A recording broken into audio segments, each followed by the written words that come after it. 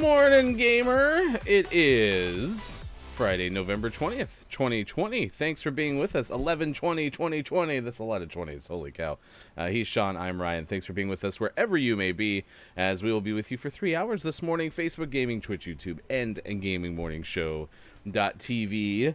I am well rested because I didn't get up until like 5:30 this morning. And yeah, yawn. Nice.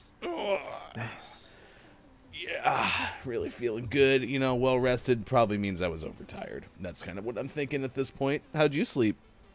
I slept great. Just like a log? Just out for all 5.5 hours. Why were you up so late? I was just hanging out. Yeah. How long was our stream online last night? Like 3 hours. We just had our longest stream in GMS history yesterday. It was like 3 hours, just over 3 hours. But the important thing, did you have fun?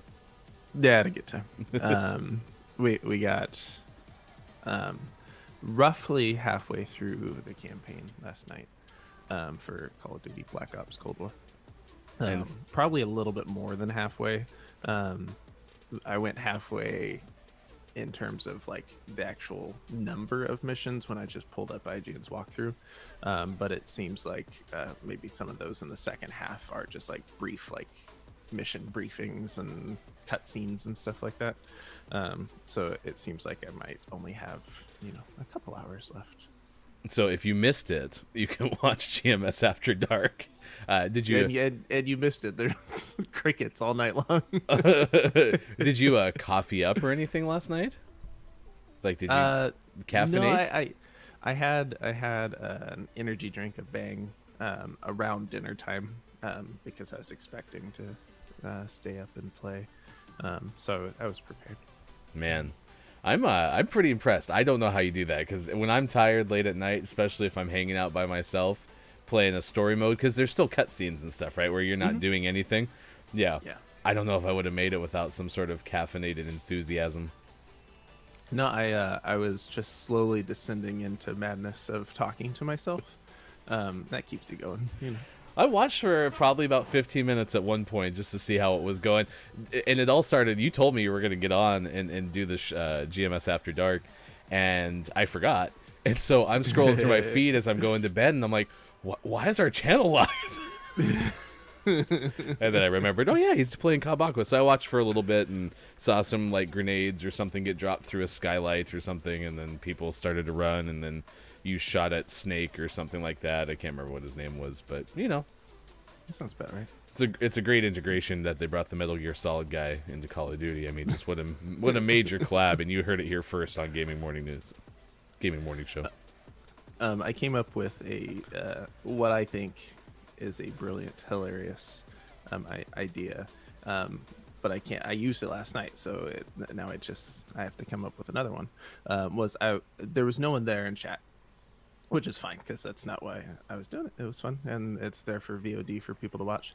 But I kept instructing people, if they're watching it in VOD format, to hit me up on Twitter at sports.gaming and just say, I'm from the future.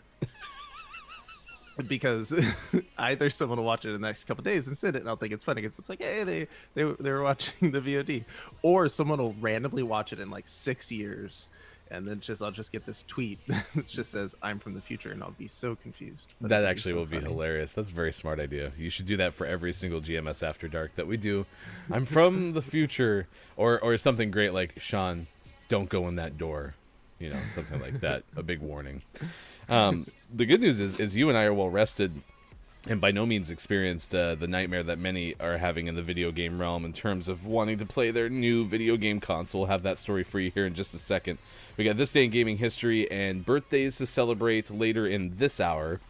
So if you have a birthday to celebrate, let us know in the chat and we will celebrate with you. Got a whole bunch of days of the day, none of which that I were super thrilled about. And of course, halfway through this hour, we'll have our gaming morning show, morning gaming news, which will include our name of the morning. We pick one game that is out today to be our name of the morning and thus becomes eligible for name of the month. Also coming up today at 8:20, I always don't know which way to point. Right here in the screen, Joe Grasser is going to join us, an intellectual property lawyer. And this stems from the discussion of tattoos in video games, which is the article that we found from Joe's firm and National Law Review. But we'll also kind of spread that out and ask an IP lawyer, like, what types of intellectual property do we just kind of take for granted when we see it in video games, where in reality there's probably like 400 different people like exchanging licenses and those kind of things for it. It's amazing. You don't even think about some of these things, and then you have one little, it's a medical journal is what comes to mind. So I assume there's like law journals, right? Peer-reviewed type stuff. That's what I think this was. And I happened to stumble across. I'm like, that would be a fun discussion. And sure enough, Joe was kind enough to spend some time with us this morning. Nice. Yeah, that'll be great. Hopefully I can tune in for that.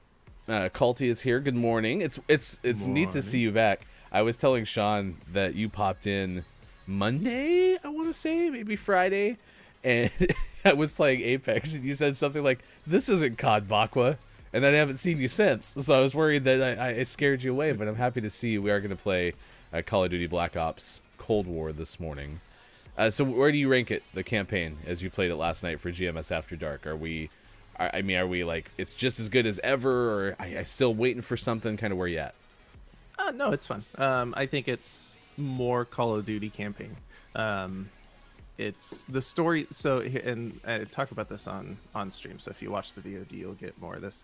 But I'm not playing it like I would normally play it, because normally I would do my first run through on veteran difficulty and take my time and read every little thing and hunt around every space for any hidden stuff and all of the extra intel and stuff like that. So I think a lot of the meat of the story I haven't gotten yet, but it seems like there's a lot there for those that are interested in the complex storyline that's there. For now, it's just a fun action movie, which is great. But the gameplay's good, and the pace of it's good. They throw in some stealth stuff, some slower stuff, but it's just more Call of Duty campaign, and can't go wrong there. How many Michael Bay explosions are there? Oh, there are quite a few. Quite a few explosions. Yeah, a lot of explosions. The airplane scene where they're on the runway and you're chasing them in a car, and then you blow up the back of the plane, and that happens pretty early, which I'm glad, since they spoiled that whole sequence with one of their longer gameplay trailers. So yeah, that gets out of the way in like the second mission. But yeah, there's some good action spots. Well, at least you weren't hoping to play it on your PlayStation 5, because this is the video game nightmare that people are dealing with this morning in the United Kingdom. This is from Video Game Chronicle, and this is being reported many other places as well, but Andy Robinson, I think, had it pretty early. There is a thread going on for the UK of many kitchen appliances or similarly weighted items in the box that your PS5 should be in as a delivery driver drops it off. And it apparently is happening consistently, even to the point where a freelance journalist was one of those that found that the PS3 or PS5, excuse me, that was expected wasn't there. And That's so awful. yeah, they're very frustrated, as you can imagine. So gotta get all my teases out of there. All right, so there's that. So we want to ask you, have you had like a massive delivery nightmare? Like, I haven't had anything stolen from my doorstep yet, and it's happening in our neighborhood, as you can imagine. I'm sure it happens in a lot of places. You see the videos online. So I've been lucky in that respect that hasn't happened to me yet. But I haven't even had, like, I was waiting for this to show up, and it took, 2 extra weeks to get here. Like, I haven't even had anything like that. I've been pretty fortunate with deliveries. Yeah, I haven't had anything big happen. Obviously I've had like delays and stuff, but nothing that was like, oh, we really needed that to get here and it didn't make it, or any like weeks and weeks in terms of delays. So yeah, nothing big like that, and nothing weird like the wrong thing being in the box. That sounds terrible. Oh, that was a Semtex right there. I got stunned and Semtexed. Stunned and Semtexted. Semtextied. Did you ever get much into search and destroy in this game? No, not really. I played it a few times. Modern Warfare. Mostly like that first season that I completed the whole season. Had to play a lot of it then. I do like search and destroy.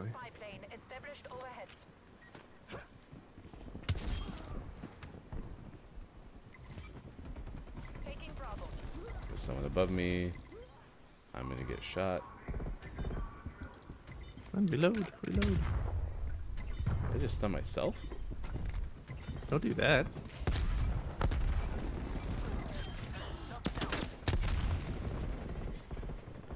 I'm with you. I assume that doesn't count for B, right? Oh, he was right there. Culty lost many years of his life off search and destroy in Modern Warfare 2. You'll never get those back, Culty. That's a teammate. Pro tip: always shoot at your teammates. You never know if they'll turn on you. There were so many grenades in B. Holy cow! At least we still have it. They're pretty aggressive. Be aggressive. Be aggressive. Throwing stun.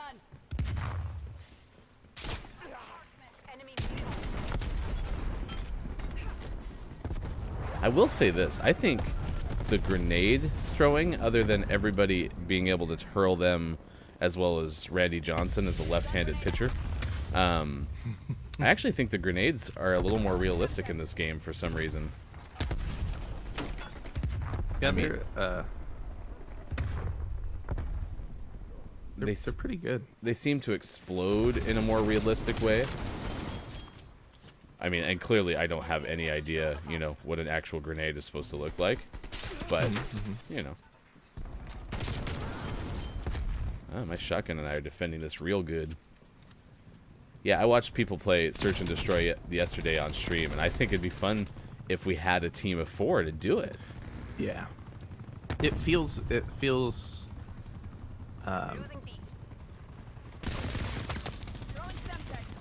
oh man, that was bad. Feels more like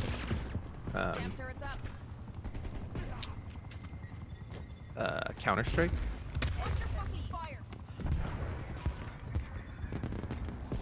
In terms of how it plays, which I like. But yeah, part of what you need is that good team, because playing it with random people can be tough. What do you think of the game so far, Culty? I'm assuming you've had a chance. Oh, the little helicopter got me. Sam turrets must not take care of helicopters, I'm guessing.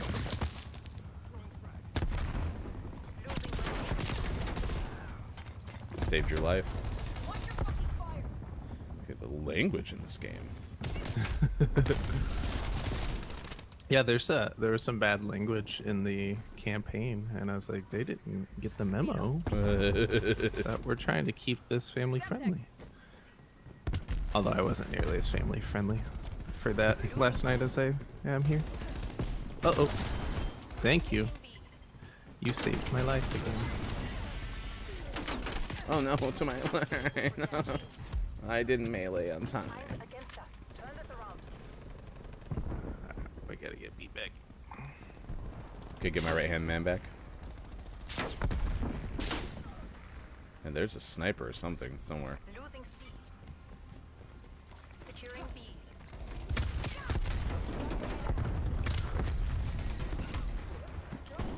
Ah.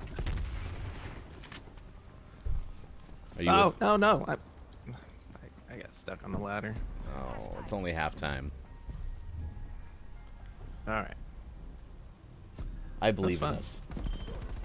Yeah, I think this is a good map so far for Dom. Yeah, someone received an air fryer.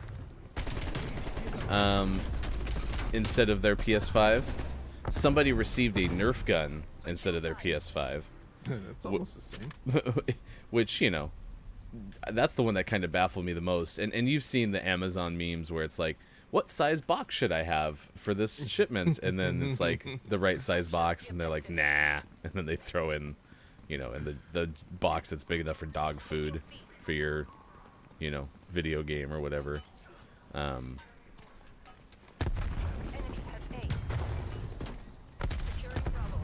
at B. Me too. Oh man. Man, Yeah, they were patient. yeah, they did better than me.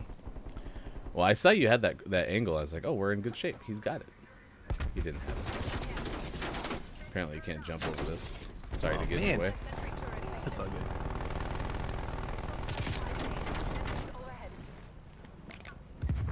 Oh, there's a plane again. Ugh. Where'd I get That's stunned? fast. Where'd I get stunned? Oh, he was there. It has its problems, but which COD doesn't? Yeah, no, I think that's absolutely true. And I think we were talking about this yesterday. I was watching a streamer and talked about how this game has so many more bugs than past Call of Duty games. But that's kind of forgivable because of the pandemic. I mean, they've had a lot of stuff that they've never had to deal with before. It's also early. Because Modern Warfare, man, that was buggy at launch too. Morning, Jolly. Thanks for being here on Gaming Morning Show. We're playing COD Bakwa. Oh, that's a grenade. Oh, I ran right to it. Taking Bravo. Yeah, I don't think we're going to get B back. I mean, you and I can try a little more coordination here if you want, but they just seem to be a little bit better together. Enemy RCS Yeah. Alright, I'm at now. Stick around. And I did. We got Gaming Morning Show, morning gaming news coming up next. Oh, Sam turret. I'll put that down because I don't know what it does. But, SAM turret deployed. I mean, I know what it does, but Here's KIA. I got care. Oh, I got sniped again up on the bridge. All right, come on, care package be an automatic. You get a B.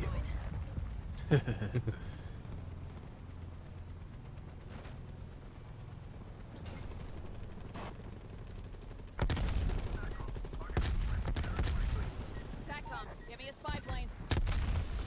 Oh, it was just 2 spy planes. Or I had a spy plane in my pocket, and that was another one.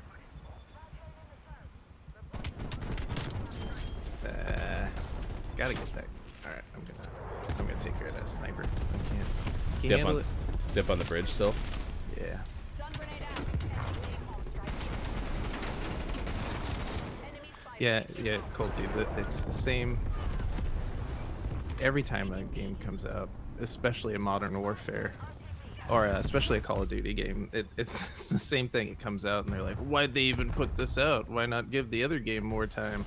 And then a few months go by and people find new things to complain about, and they just slowly fix things. Yep. I don't know. I've never been, you know, a huge gamer, right? So I don't remember getting too bent out of shape over releases anyway, because it wasn't that big of a deal. But I will say that, like, I've never thought about how this should be completely unforgivable to, like, put out the product from what they have and then assume that they're just going to kind of tweak it from there. Enemy spy plane inbound. I guess I've never found that to be so unreasonable. Yeah. And I mean, if you're gonna put out Stun inbound. a game like this basically every year, it's not gonna be perfect right out of the box. And having the situation where the developers kind of switch back and forth. Like, if you delay your game, that's gonna throw off the next game's development. Losing charge. You delayed your game, then I delayed my game, and so on and so forth. Taking Bravo. Oh, we're getting duplicated topic of the day. Boo! Well, what'd you do that for? It's because you played GMS After Dark. Everything was fine till you touched the computer, Sean. Could be. I messed everything up. Oh, we lost. I didn't see that Stuff. coming. Securing A. We were definitely the best. We're not going to show you the scoreboard at the end, but GMS definitely carried that team. Definitely, for sure. You don't need to see the scoreboard because that's not important. You just need to take our word for it because that's what happened. Smile. I mean, I was at the top. No, sure, yeah. I didn't even see the top yet because it's still on best play. I leveled up though. Have you ever seen that before in a As- Call of Duty game? As did I. You're already like one spot ahead of me, which is gonna be a kind of pain because I'm never gonna catch up to you. Never happened ever. You used to fly way above me because you would play during the hours I'm not here. Yeah. But now that you're playing Apex, it's not gonna happen. Bree, thank you for the like on Gaming Morning Show's Facebook page. Appreciate that. Michael Patrick, our latest YouTube subscriber, and Camel Wolf 8 following us on Twitch. We are Gaming Morning Show 6:28 West Coast time and 9:28 on the East. He's Sean, I'm Ryan. We're with you 6 to 9 a.m. Pacific time on those platforms. Plus, you can find us at gamingmorningshow.tv. Coming up this day in gaming history and your birthdays, we'll celebrate birthdays with you. There'll be confetti and candles and cake. I did see that meme, by the way, yesterday. Someone said, do you remember when we used to eat cake that somebody else blew all over, and now in the COVID era, it's like, no. I mean, can't even get together. So, the cake is a lie. Don't trust the cake.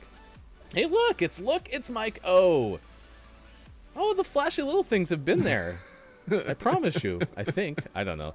I would like them to go off a little more consistently, and I have to find a sound that they can play that's not super annoying, but I haven't done that yet either. They should go. You know what tonight is, right? Boop. Can you just be the sound? Tonight's Friday. Every time Right. that every time that something gets subscribed, you just go sports. Tonight is Friday, and you know what we're doing tonight. Hopefully, we collectively. We're gonna just, we got things going and it's pretty smooth, so let's just blow it all up. We're building the PC. You say that, and already I'm getting the stupid triangle with the exclamation point saying you're skipping frames, and all we're doing is gameplay. So I'm over it. It is CPU night. We're gonna build it tonight, or at least start the process tonight. If you've done it before, by the way, in chat, let me know if there's something I should definitely do. We have a new hard drive that we're going to install Windows on, so I know I have to have an install stick and have my license ready and all that stuff. And I'm going to have to do all the driver stuff. But, yeah. That's now one of our gifts that I just made that face. I'll clip that. All right, anyway, we got to get to news. So it's 6:30 on the West, 9:30 on the East. We do this every single 6 o'clock hour, 5 days a week, Monday through Friday. It's time to get informed with #VideoGameExpert. Here is Sean. Good morning. Today is Friday, November 20th, 2020, and this is your Gaming Morning Show, morning gaming news. We got some good stuff today. I am excited about two of these stories. Number one, Cyberpunk 2077 has confirmed that it's going to have a streamer mode that disables copyrighted music. Looking forward to that game, and it's nice to know that they're forward thinking enough to know that they're putting a ton of copyrighted music in the game, and giving players an option to disable that so that you can stream it without any issues, especially on Twitch, who has been going after people for that. I hadn't even thought about that being an issue, so that's incredibly smart, because it used to not be a problem, even though it should have been a problem, because I mean it's copyright, right? But no one was enforcing it, and now that makes a ton of sense that they're going to be able to be proactive. So yeah, I agree, that's smart. That's good stuff. Yeah, Cyberpunk 2077 quote will feature some 150 genre bending tracks, according to CD Projekt Red's video, including songs from artists Run the Jewels, Ninja Kravitz, Grimes, and Rat Boy. I know all of those artists. Did you just say Rat Boy or Rap Boy? Rat Boy. Okay, gotcha. Yep, big fan. I am hip. I am with it. Next up, the thing I'm most excited about this morning, IO Interactive, which is the developer of the Hitman series, has announced their new project, which is going to be a 007 James Bond origin story, which is great news because the developer's great. The Hitman games are really cool. I've never gotten into them, but having watched them a bunch, I always wanted to get into them. But the fact that they're making a James Bond game now, I mean, that'll be easy to get into. So that'll be fun. It's just a teaser right now. So check out the story written by Liana Rupert of Game Informer that we'll link in the chat. The teaser's cool. It doesn't really show anything, but sets the tone pretty well. And I think they'll do a good job. And that'll be cool. So keep posted for more information from IO Interactive's 007 project. I saw that James Bond or 007, one of those two, was trending yesterday. Mm-hmm. And a lot of people brought up the nostalgia of the N64 game because there's a James Bond game coming out again. So, and this has hopes to be another stellar James Bond game. There have been lots of non-stellar James Bond games, but this one seems like it has the potential to be very nice. So I'm excited for more information on that. No news in terms of like timeline or anything. This is really early on in the process. I'm assuming. So. Our correspondent, look, it's Maiko saying James Bond wasn't just hatched from an egg, ? But is also reporting that it's coming out tomorrow because that's what Look, it's Maiko does, is break news on our game or our show. Just giving him crap. By the way, follow MNF Pod on Twitter because that is the podcast. Morning Cam, morning Hofbrew. I'll let you keep going, Sean. And last little news story here that I saw just this morning. Luckily, I checked everything again before we got going. This comes from Joe Screbbles, a clearly made-up name from IGN. He reports on Sony Interactive Entertainment CEO Jim Ryan did an interview where he said, quote, "There's news to come regarding PlayStation's response to Xbox Game Pass, which is Microsoft's popular subscription-based game service." Interesting. All speculation on if this is a new service or in addition to they have PlayStation Now, they have PlayStation Plus, including the PlayStation Plus collection coming out on the PlayStation 5. So is it an add-on to one of those? Is it a new service? We don't know. So keep your ears posted for more PlayStation news. I think it's a nude service. That's what it's going to be. Service. Yeah, that's definitely going to be what it is. Yeah. Game Pass. It's going to be called PlayStation Game Pass. Wink. Love it. Love it. And always last but never least, we finish off today's gaming morning show, morning gaming news, with the world-renowned segment within a segment. This is what is out today, and boy howdy, I had a hard time picking today. We have Katamari Damacy Reroll. Say again. You heard me. PlayStation 4, Xbox One. Micetopia out on PlayStation 4, Xbox One, and Switch. Hyrule Warriors Age of Calamity out on Switch. That's a prequel game for Legend of Zelda for Switch. Totally spacing on the name of that one. So that's before Zelda became a legend. It was like the introduction to Zelda. Zelda, the student. The learning of Zelda. Cave Digger out on Xbox One. Ramp Care Jumping out on Switch. Fall Gummies out on Switch. Oh, that's a clear ripoff. I want to see that one. SNIPER Hunter Scope. They wanted me to say sniper. They would not put the periods between there. Fantasy Friends out on Switch, and Blood Rain Terminal Cut out on PC. And for the most prestigious award in video game focused morning shows, your favorite segment within a segment within a segment, today's name of the morning goes to Captain Sabertooth and the Magic Diamond out on Switch. Oh, Captain Sabertooth. He's up to no good again. Always out there, this time seeking that magic diamond. Can we get a round of applause in chat for Sports.Gaming, hashtag video game expert Sean, for making my life so much easier on Twitter, for putting in the links to the developers of our Name of the morning. Can we please just give him some hearts and love and respect? Because, man, it's become so much easier since he did that. Yeah, hello, Cam. Thanks for being here. Hello, look, it's Mike O. We got Hofbrew and Culty Vibes this morning on Twitch. You can follow us there. Also on Facebook Gaming and YouTube. Big thanks to everyone who watched our YouTube video. We've been putting up the Gaming Morning Show Morning Gaming News, and had a lot of people watch one recently. I think it was Tuesday's show, or Wednesday's show, one of the two, talking about the BL6, which Tim the Tapman played on stream yesterday. He had a busy day yesterday, but it Was actually he on all day? pretty much because he had NFL football at night. I will say though, did you happen to see anything from his stream about it? No, he had moved on by the time I got there. So it does have the projector in the front, but those 6 cans that are on the top, I thought those were all going to be component related to the function of the device. It actually turns out that maybe the front 2 are, but the middle 2 are the controllers. So you put the controllers in them, and then those back 2 are the can coolers. But they have caps to them, so it all looks like a full-blown 6-pack when you take it out of the box, and so then good. you throw it in there. So yeah, it's pretty impressive. Current bid up to $8,513. He said something like there was 5 now, so maybe they were like, oh, wait a second, we need to make some more, because I know you had said 1. Also, Yeah. Tim's not the most detail-oriented dude, so he also may have no clue what he's talking about.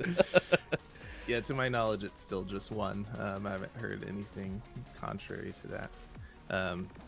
Yeah, bid to be the proud owner of the only limited edition console available. So it still appears to be just 1. At least for now. Maybe they'll do another one. I mean, it's for charity, so why not? We have this topic of the day regarding if you woke up this morning and your PS5 was supposed to be there, you've been tracking it on the Amazon app, and it says the driver is just 8 stops away, or the driver is this many blocks away, and then all of a sudden you get a delivery notification, and then you go outside and it's not there, or worse yet, you open up the box and there's air fryer instead of your PS5. How would you feel? Because that's apparently happening in the UK regarding some Amazon PS5 deliveries. Andy Robinson of Video Game Chronicle was the first person that I see talk about it. But, I mean, they're still tweeting this as of an hour ago. This was the Nerf gun that was inside someone's packaging instead of the actual, PS5. So, Jeez. yeah. Now, I mean, if you don't have a good air fryer, right? Like, Mike, you might be right. Like, hey. Is it like a $700 air fryer? 'Cause might be okay. They leave the DualSense in there so that you can play air fryer live or whatever that could be. So yeah, we want to know if you've ever had a delivery nightmare. Like I said, I have, and it sounds like Sean has too. Been fairly fortunate with delivery theft, because that's been going on a long time, especially in the pandemic too, with the influx in home delivery.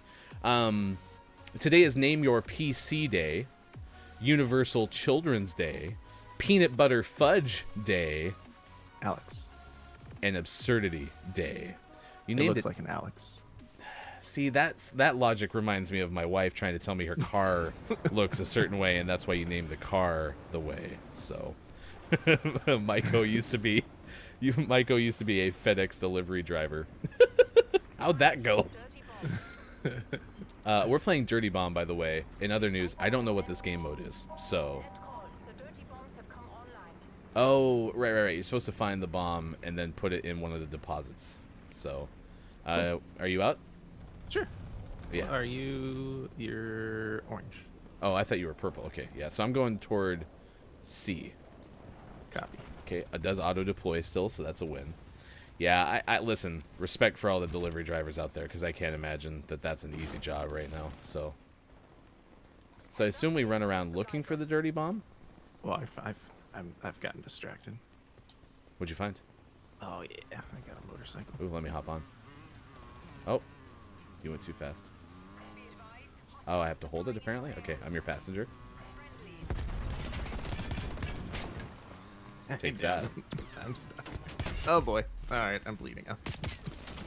Oh yeah, I forgot we can bleed out. Okay. So Maiko said actually enjoyed it quite a bit, other than the outliers, right? That actually reminds me a lot of pizza delivery. Like, pizza delivery was one of my favorite jobs that I've ever had. It's just that when you had, like, the bad days, they sucked. We're going to try to get our friend here. No, I overjumped the jump. Oh. I really got to quit doing the whiny voice. I've said this lots. Napalm strike inbound. How do I get up to you? Is there a ladder? Oh. Is there a ladder? Hostile forces are deploying on your location. Hostile attack. I can't find a ladder up there. Now I'm getting shot from somewhere. Bomb site. Enemies detected. Enemy counter spy plane And I'm inbound. deploying. Oh, I'm getting thirsty. Is it hot, cold enough for you? Things I heard all the time that made me want to stab somebody. He wanted to. He didn't. Okay, let's make that perfectly clear. A couple other things, too, that I noticed this morning, and since Sean has to go, I want to make sure that I get a couple of these in here. Apparently, the Internet Archive is going to start logging Flash games and animation as kind of part of the history, because Flash is actually going away at the end of this year. So that was kind of interesting, because Flash was such a big part of the Internet. And then yesterday, Will Smith and the first Aunt Viv, which was first reported on our show from Hofbrew, they kind of did their reconcile during the Fresh Prince reunion. So Nice. apparently, Will Smith was the one who made kind of her life really hard on the show, and so he had a lot of responsibility for that. And so, oh, we got squad wiped. And so they kind of talked about that. According to BET and Yahoo, kind of hashed things out. Janet Hubert buried the hatchet 27 years after she left the show. We never publicly talk about Janet and what happened, and for me, it felt like I couldn't celebrate 30 years of The Fresh Prince without finding a way to celebrate Janet. That was according to Smith. Nice. You should have saved these for our top 10 list, Mike. So, is it cold, hot enough for you? As I walk to someone's house, what do you have there? And number 3, it's about time you got here. I ordered this weeks ago. The only interaction I ever have with delivery people is our ring tells me there's motion at the front door, and then I go get the package, and they're walking back to the truck, and I yell, "Thank you." Then that's it. And I usually get one of these back.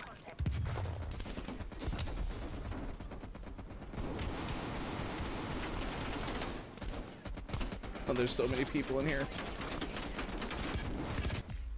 I tried.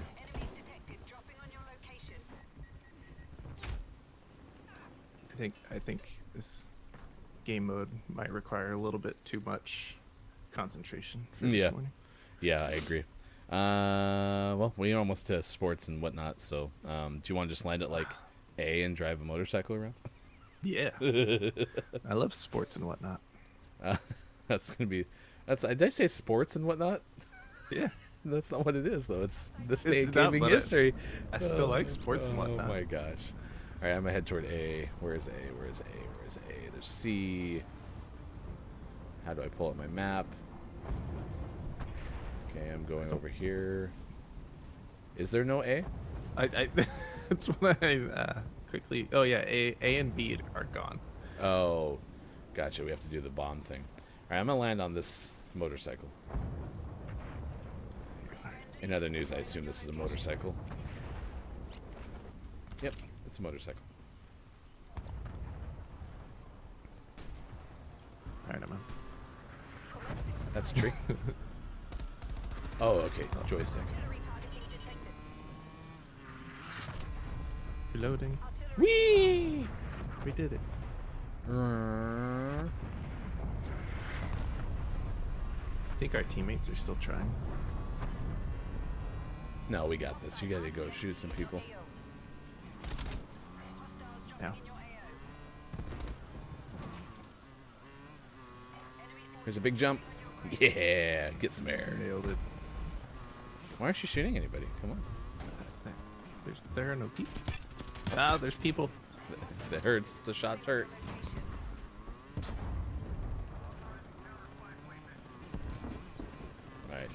Regroup. Here we go. Let's go shoot him. I actually think the vehicle control in this is way better than the last game. As I say as I get stuck. Alright, people. I'm off. Ow. Maybe. I don't know how to get off. There we go. I got off. We own this house. Let's just own this house that has nothing to do with the actual objective of the game. Oh, I found stuff. Oh, that house. We're in different houses. Ah, we could have been so coordinated. If you order anything from the holiday season, leave something nice out for them. A soda, a water, a snack. Oh, that's good to hear that actually that does... Oh, danger's close. Watch out. Danger's close. I can't land on you. Danger's close. All right, now I can. That's good to hear that that's actually like super appreciated because I have seen that again on social media.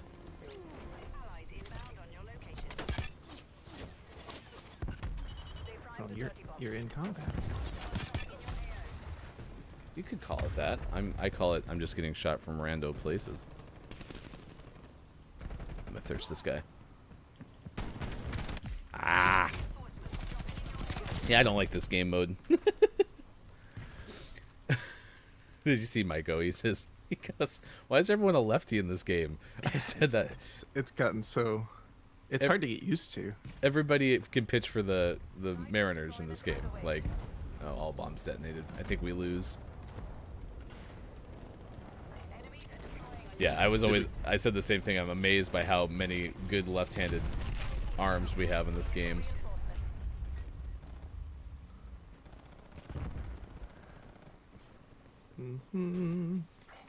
Well, I'm never going to go to this camp again.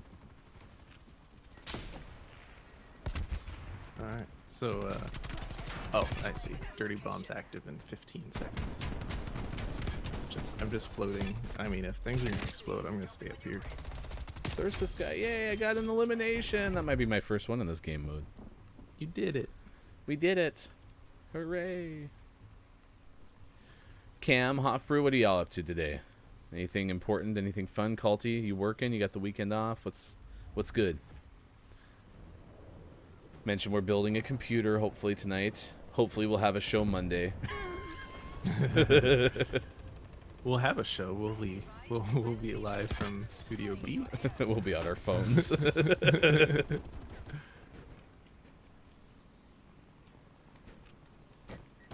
bummer.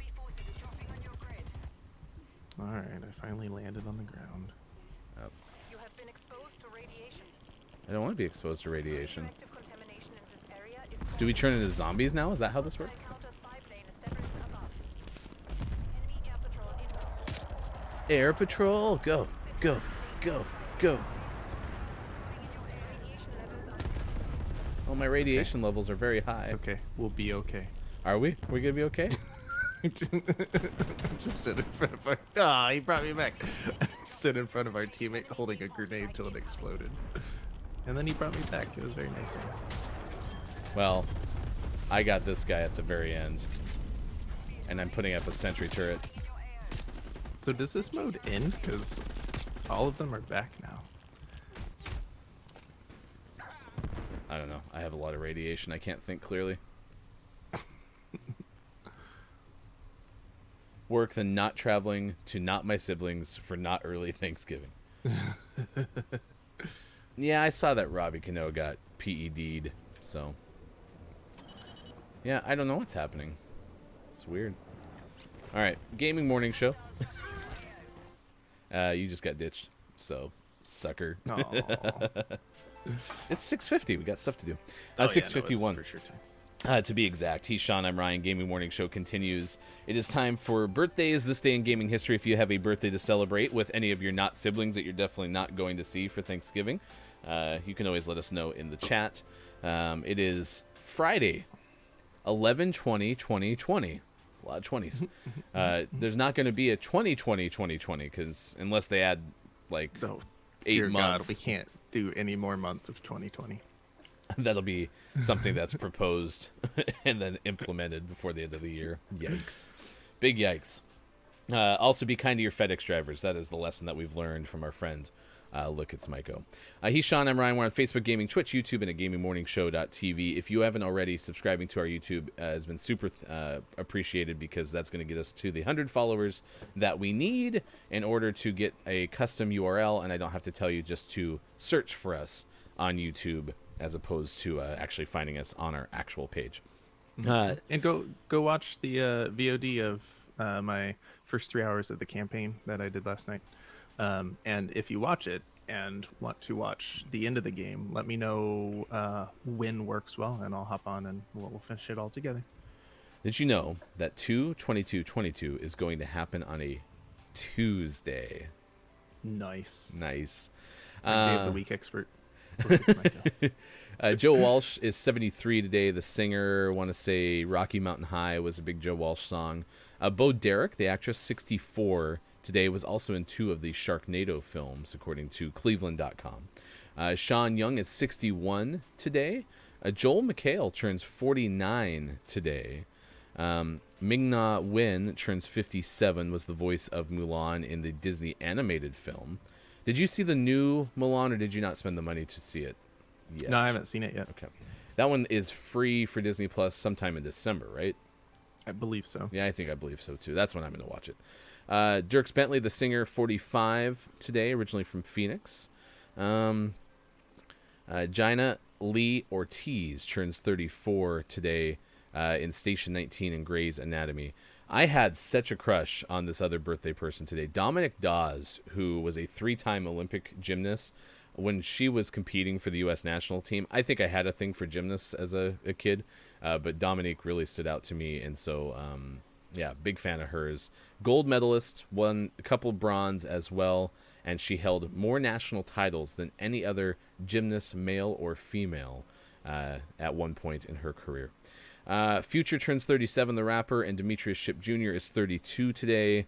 Other historical birthdays, it's actually President-elect Joe Biden's birthday today, according to Cleveland.com. U.S. I like how on President-elect. here they have him listed as former vice president. They must have written this a while ago. Yeah, I think these things are pretty much a cyclical deal. Rocky Mountain High. John Denver. No, Rocky Mountain High was definitely Joe Walsh. Rocky Mountain High.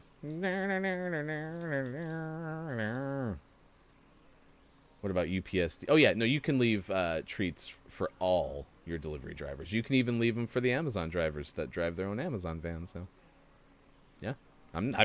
I use FedEx as an example. You can leave them for Fed Up for all I care. See what I did there? When UPS and FedEx merge. Fed Up. Kings of Leon singer Jared Followell is 34 today. 5 Seconds of Summer, or 5 Seconds to Summers. Michael Clifford is 25 today. Sendog from Cypress Hill, 55 today. Rapper Mike D from the Beastie Boys is also 55 today. Jimmy Brown from UB40, Red Red Wine, 63 today. Yeah, singer Norman Greenbaum, Spirit in the Sky, is 78 today. That's all I got. Yeah. I have a birthday. Okay.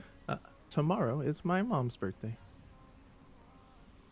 Well, happy birthday, Sean's mom. Are you celebrating? Yeah, we're gonna go over tomorrow and have some dinner, play some games, watch some football.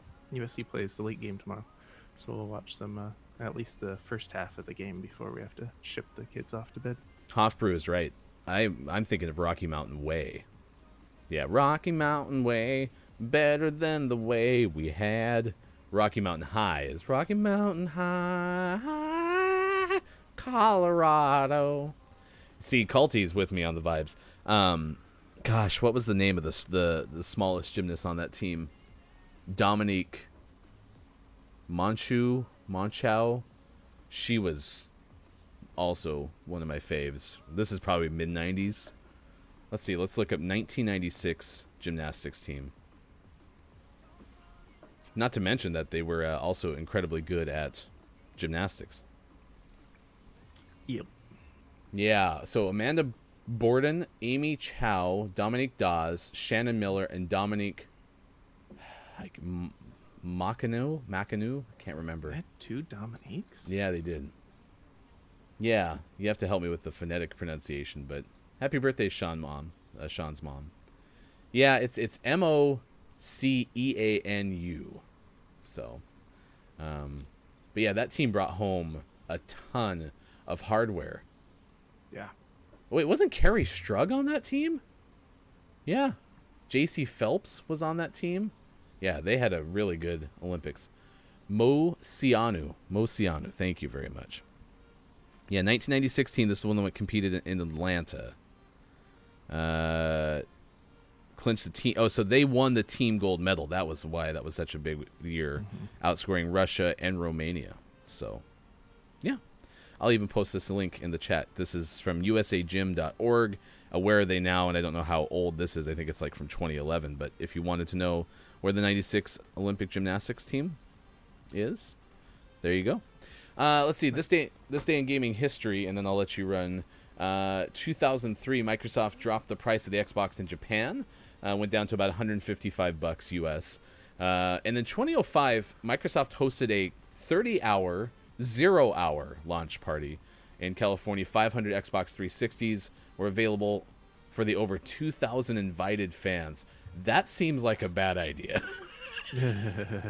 Only a quarter of you are going to get. Oh, they didn't take them. They got to play them on site across the. Okay, that actually makes way more sense. Like, hey, great news. You're going to get to come to this event and get a brand new Xbox 360. Was that the Strug vault? That was the vault with the sprained ankle. I saw Strug on that list. I thought that came later. That was that long ago? Oh, yeah. My gosh. Wow, Culty. Thank you. Okay, well, then that makes perfect sense. That's why that team was so memorable, because it was also the Strug vault. 07 NBA. Okay, here it goes again. This happened again. It happened again. Why? What are we up to? I just gotta 200? I gotta read. It's not 200. It is only 32. 32 mispronunciations on my part. Mispronunciation calculator counter updated. 33. All right, 33. Only 33 though on the show.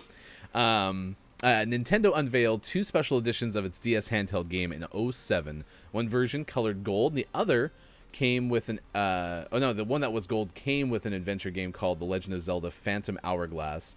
A metallic pink came with a puppy training game, Nintendogs. Did you ever have Nintendogs? Sure didn't. Yeah, so that's a game that came with it, and it was pink. Square Enix released in 07 Final Fantasy XI Revenant Wings for the Nintendo DS. Electronic Arts released Rock Band for PS3 and Xbox 360. That was good times. I miss Rock Band. Uncharted Drake's Fortune came out for PS3 the same year. Legend of Zelda Skyward Sword came out for Nintendo Wii in 2011. And the next year, PlayStation All-Stars Battle Royale came out for PS3. Why didn't that take off? Because it seems like the classic, you have Crash Bandicoot, I assume, fighting people, right? That's got to be what that was. And they didn't have Crash at the time. And it was clearly a clone of Smash Bros. And from everything I heard, and it's just not the type of game that I play, but people that played it liked it. It just never really caught on. And maybe it's because their roster of characters isn't as fun and memorable as Nintendo's, especially because, like I said, they didn't have Crash in it because that's not a PlayStation-owned property anymore. So it was like Sackboy and Nathan Drake, and I think Kratos was in there. Crash isn't owned by PlayStation? No, that's why the new Crash games are on all the consoles. Huh. But it used to be. Mm-hmm. So how did they lose it? Business. Okay. Not pleasure. Yeah, I don't know exactly how that sequence of events went, but okay. 2012, Square Enix released Hitman Absolution video game for PS3, Xbox 360. Telltale Games in 2012, The Walking Dead Episode 5, No Time Left for the same machines, and Atlas Persona 4 Golden video game for the PlayStation Vita in the United States. Yes, Hofbrew, I do think Joe Walsh was part of the Eagles, right? yes, he was. Okay. Yeah. He's also had quite the solo career, and he's done a lot in his career, but he is from the Eagles. Yeah, they were inducted to the Rock and Roll Hall of Fame in 1998. I remember, Joe Walsh clearly as more of a solo artist than with the Eagles. So I actually don't think I knew many of the Eagles individually, other than Glenn Frey, right, was the one who recently passed away within the last 5 years or so. I can't believe 96 was the year with the Strug vaulted, the sprained ankle vault. Wow, that's crazy. Thank you, Culty. All right, that's the first hour. It is in the book. Stay tuned. 8:20 a.m. Pacific time. We're going to talk to intellectual property lawyer Joe Grasser, and this started from the idea of tattoos in video games. We'll talk to Joe about a whole bunch of topics and see what kind of like IP we don't think about. So, he was a wingback. I was going to say Donovan McNabb when I made that phrase, but I was like, nah, that's not funny. But apparently would have been. So, I'm ashamed. Trust your gut. I know. We'll have a top 10 list coming up next hour. Sports! And we say goodbye to Sean. Everyone wave goodbye to Sean. He's got to go to the big boy work. So we'll miss you. Goodbye. Goodbye. See you soon. Goodbye. Goodbye. Bye. That's Charlotte's Web, I think. That's Sean. I am Ryan. I will be back for the final 2 hours of the show. Your parents went to the 96 Olympics? That's cool. Jealous. All right, bye for now. Hot Brew says he'll be back, of course, Sean, on Monday. All right, I am Ryan. Stick around. More Gaming Morning Show to come on Facebook Gaming, Twitch, YouTube, and at gamingmorningshow.tv. We will have a lot of fun ahead on the show, so stick with us. It is Friday, November 20th, 2020. Thanks for being here.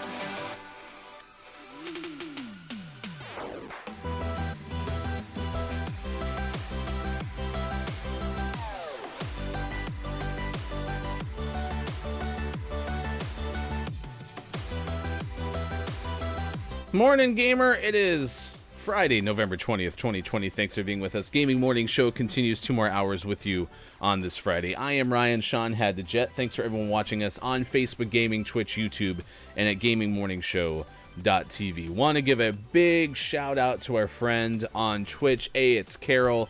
Joined us on Tuesday, talked about the charity stream that she was planning. It happened last night on her channel on Twitch, and her goal was to raise $500 for Santa's helpers, and I know members of our community, including ourselves, contributed to her cause, and believe she hit the goal pretty quickly. One thing that I hadn't been able to do with It's Carol prior to our interview was attend one of her mental health streams, and that's one thing that she does. Currently a graduate student, it appears, in the psychology world. She does mental health streams as an opportunity to educate. So one thing she did on her stream yesterday was go through a mental health topic and discuss it. And of course, with the caveat of, you know, I'm not a clinical psychologist yet. I can't give any of that advice. All of those typical things. I mean, even when Sean discusses some topics on this show, he'll say that because he is a doctor, but he cannot give medical advice. Please see your doctor. And it was really interesting. I had a good time listening to it. She talked about right now with all of the pressure around the pandemic going into the holiday season, which by itself can produce a lot of stress, especially financial stress. That's something that she covered as well. It's Carol. I will get you that stream for sure, Maiko. Thanks for asking. But we contributed. It was a lot of fun to watch the community come together, and thanks to Carol for joining us on Tuesday. If you missed the interview, you can find it on our YouTube page, youtube.com/search Gaming Morning Show. I keep forgetting we can't give a slash yet. We have to get to that 100 threshold. AYEEITS Carol. I'm going to put that into the chat for us. Twitch. Whoops. Typing is tough. Twitch.tv/AYEEITS. Bam, right there. That's how you can find It's Carol on Twitch and that interview on our YouTube page. We also had Matus Janik from the Columbia College Chronicle on Monday talked about this space in Chicago called Chicago Game Space, kind of a mashup of history and art gallery. And again, all it really reminded me of primarily was Ready Player One, and in the movie when the main character goes to like the library and can look back at key moments in the person who was the architect for that, which I cannot remember the architect's name off the top of my head. That's kind of what it reminded me of. It's kind of a space that has a history, but there was fun attached to it because you're able to play some of the consoles. There was just a lot of history involved in it. So if you haven't checked that out yet, be sure to do so by searching Gaming Morning Show on YouTube. And we'll have more interviews hopefully next week. This is our first 4-interview week. We had Ileana Garner yesterday, a high schooler who was a member of the Stanford Multimedia Project, a collaboration with Stanford University and the Stanford Daily, had an article published in the student newspaper, which is the latter of those two that I mentioned, and really neat illustrations. We had a chance to show those off. It was from the perspective of a person who had found a greater appreciation again for video games after the pandemic hit and not being able to stay connected with friends. So I'm kind of in that boat. It resonated heavily with me. I enjoyed that interview. And then today at 8:20, so about an hour from now, we'll talk to Joe Grasser of a law firm, intellectual property lawyer. What questions do you have about intellectual property in video games? Because there's some certain things that I'm sure we just take for granted that get put into games, and somebody owns the rights through copyright to that property. So what kind of things are there? The topic came up because of tattoos in video games. I think the wrestler Randy Orton has tattoos on him that the artist of was seeking compensation because they were featured in one of the 2K wrestling games. So that kind of gives you a perspective of where we're at with that. So it's all coming up 8:20 a.m. this morning with Joe Grasser of a law firm, intellectual property lawyer. I'm not avoiding saying the property or the law firm's name because I don't want to. It's because I can't remember what it is off the top of my head, but it is very much your, law firm-esque name, right? You know, Smith, Smith, and Smith, that kind of stuff. Oh, we're back on World's Edge. I do not like this map. Hopefully it's a little bit better now. Oh, and our topic of the day, just see it hit the chat too. We're asking you, have you ever had a package delivery nightmare story? Package that was supposed to show up, was super late. You had to make a whole bunch of phone calls to try to get it corrected. Anything along those lines? Or have you always had pretty good luck with your package deliveries? No, it's not enemy. Oh, there is an enemy. Okay, I'm coming back over here. Yep, I was going to say.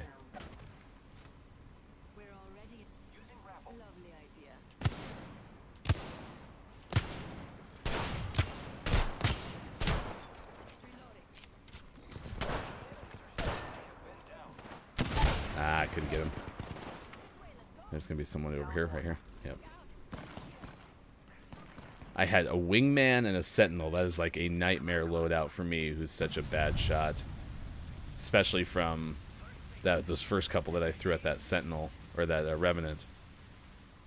So.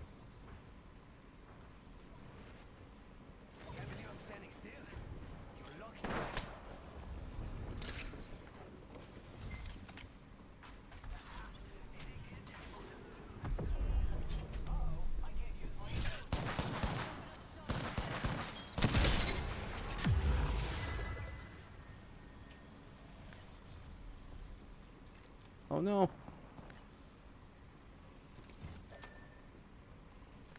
Lost one. We're on our own. Don't mind if I do. No. Why'd my jump drive glitch? Man, we're having all sorts of problems. Where's my teammate? Okay.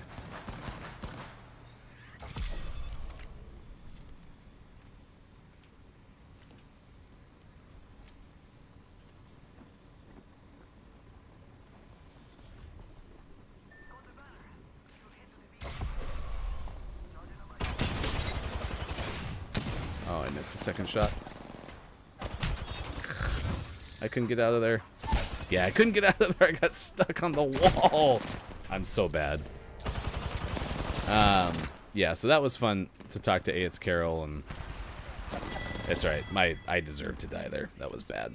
Top 10 list package delivery nightmares. I wonder if we could find a top 10 list around package delivery nightmares today. Package delivery. Maybe like package delivery fails. Look, it's Michael was telling us about issues around when was a FedEx driver had some problems. This person is going to save me again. They deserve to get our applause. Yeah, see, these are visual. I don't think that's going to translate as well to the show. Let's see what else we got.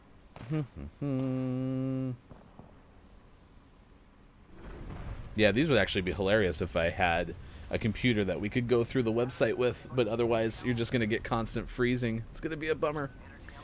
I do have some news. Latin Grammys were last night, so I can share that with you coming up. Aquafina is going to be in a new film or drama series. I don't know. Why didn't I pick up that shield? My gosh. Okay, where is he? Where is he? Right, coming to help you.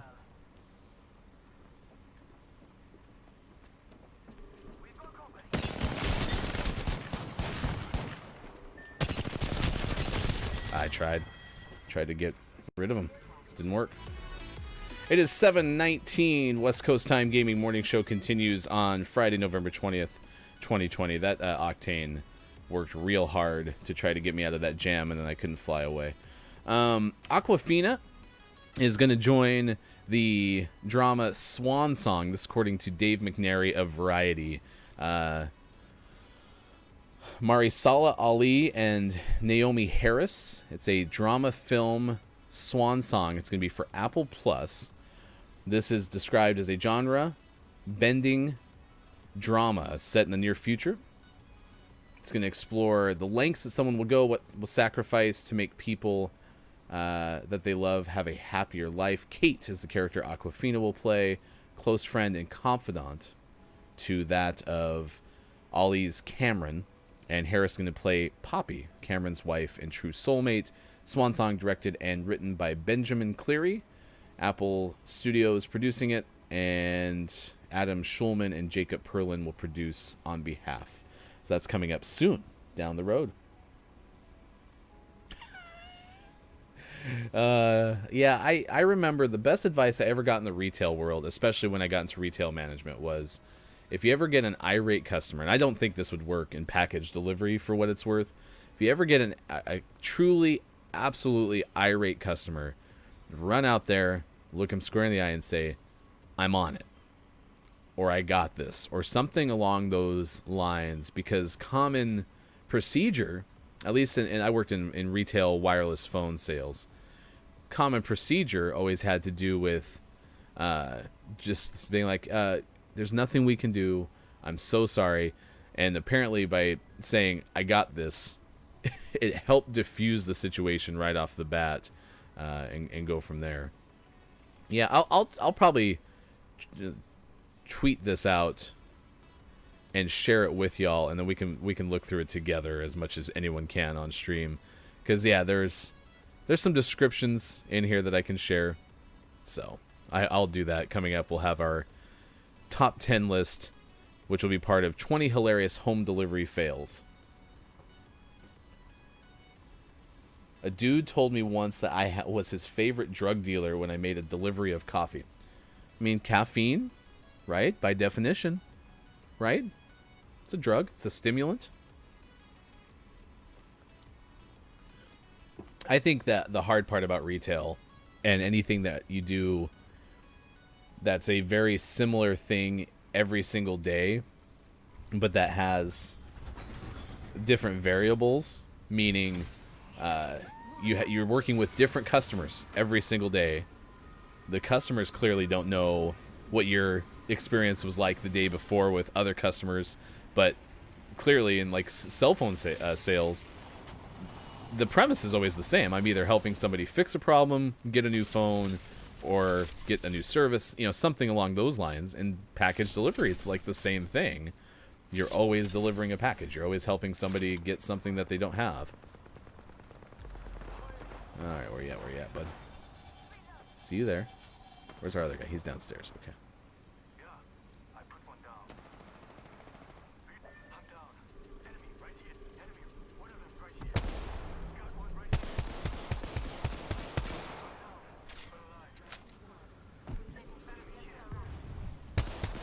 How did I not hit that shot?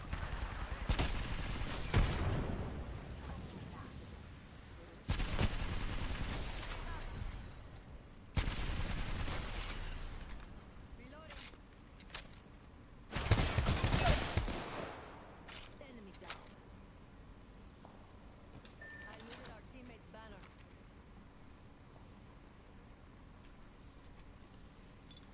Activating jump drive.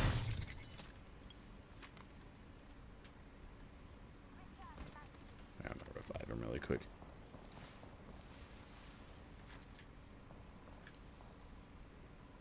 I love that you can still look around when you're reviving people.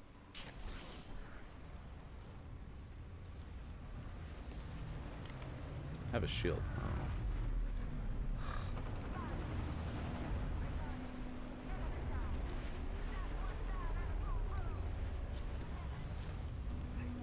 So yeah, I think that's a lot of what's hard about this whole world is you just have to relive it's kind of Groundhog's Day-ish when you think about it, because you're reliving the same thing over and over with different people. And so, yeah, it's not an easy job. I give retail and people who are dealing with customers all day a ton of credit, because it's just not an easy profession. Okay, do we got anybody else? I don't see anyone else I can loot a little bit. Yeah, I was talking to my friend Chrissy about that, and she described it as it's just a choice, with the game play, and that's something that Warzone wants you to feel like you're so focused on the the person that you're trying to help and revive, that you don't get that vision to look around. But clearly, in my opinion, and Apex is by no means a realistic game, because this isn't actually happening. But you have the ability to kind of look around, because if I was reviving somebody in the real world, I'd be kind of doing this, right? I'm looking around to see if I'm going to get shot. So, whoops, and I fell down.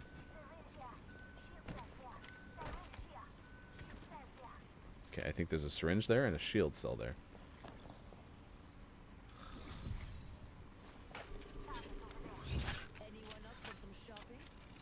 Oh yeah, no, and that's the thing, is most people don't take time to consider any point of view from the actual delivery person. So, yeah, no, it's just kind of the way that it is, and I don't think you realize it, and you make modifications for your behavior until you realize it.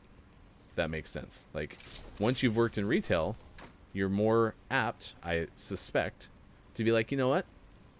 I get what that person's day's like, and I'm going to be a little bit easier on them.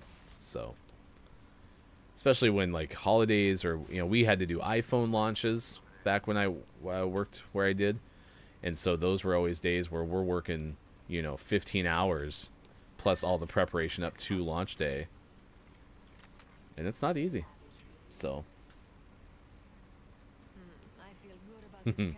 Thanks for delivering my drugs. Coming up, list of the day coming up after this game. We're going to look at top 20 delivery fails. Next hour, we'll have our interview with Joe Grasser, the intellectual property lawyer. I don't tune into award shows much. Yesterday apparently was the Latin Grammys, and so they had a section kind of highlighted with the Music Makes Us Human theme, focused on the musical excellence and power of music in times of despair. This is according to Billboard. Many artists walked away with their first ever Latin Grammy. It's always cool when first-time winners have a good day.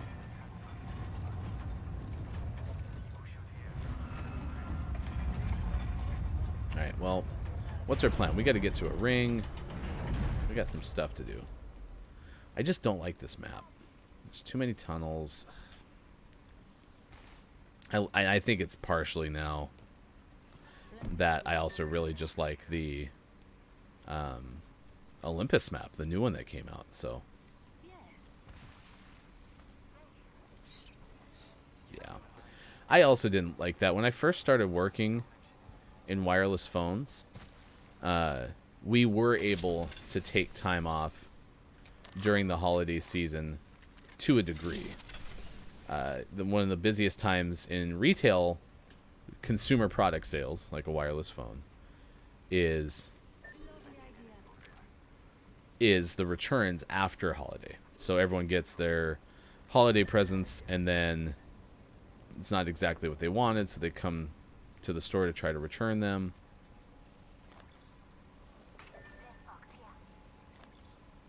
Would love a shield cell, or a shield battery.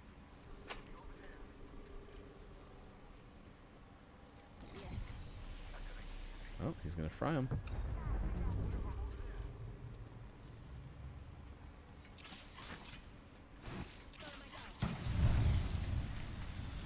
Oh, they ran away. Yes, I know, bud.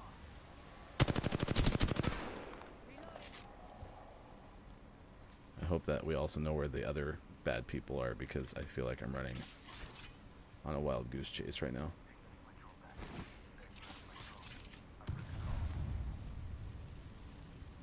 Oh, I bet they went back upstairs.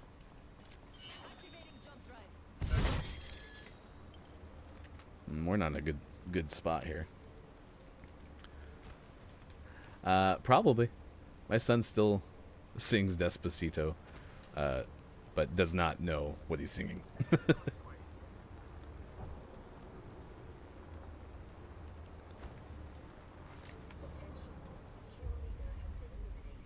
Ooh, I can steal from the vault. Oh, the vault's already been open.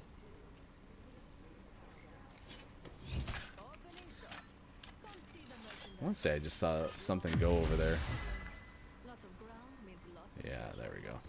And no batteries still. brand new bag. Replicator ink. Remember who hooked you up. Oh, so I do have one for each. Okay. I can get more ammo.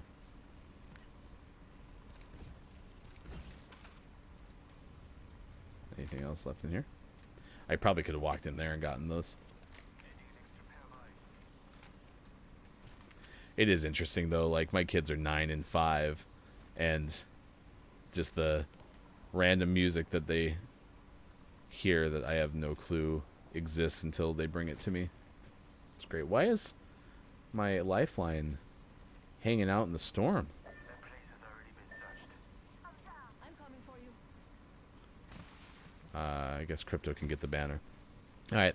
Well, let me put this in the chat. We'll try to do this simultaneously because it's already 7:30 on the show, and I don't want to forget to do this top 10 list. So I'm going to copy this and throw it into our chat. Okay, this person. I don't know what you want. All right, let's just go this way then. I mean, I'm not going to go revive her. I was going to wait for you to get the banner. So, okay, now he's going back. Yeah, there you go. Let's see. Top 10 list.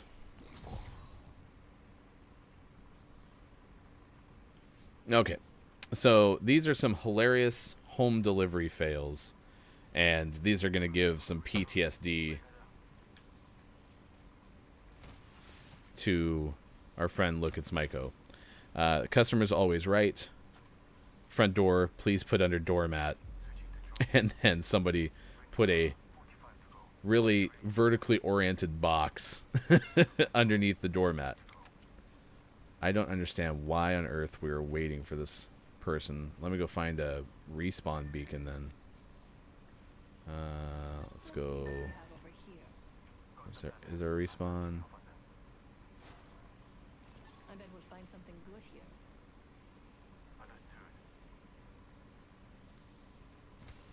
So that's kind of funny. Easy to do, hard to undo. So someone took, you know, those banks of mailboxes that you might find at a... oh, this is going to be tough. Oh, can he deliver it to the drone too?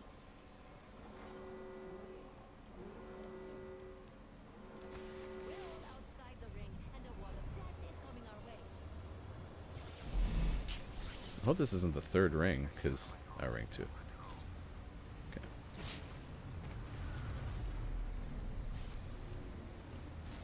Yeah, I really don't know what our plan was. I'm assuming these two might be playing together. Care package on the way. Like the sound of that. Jump drive.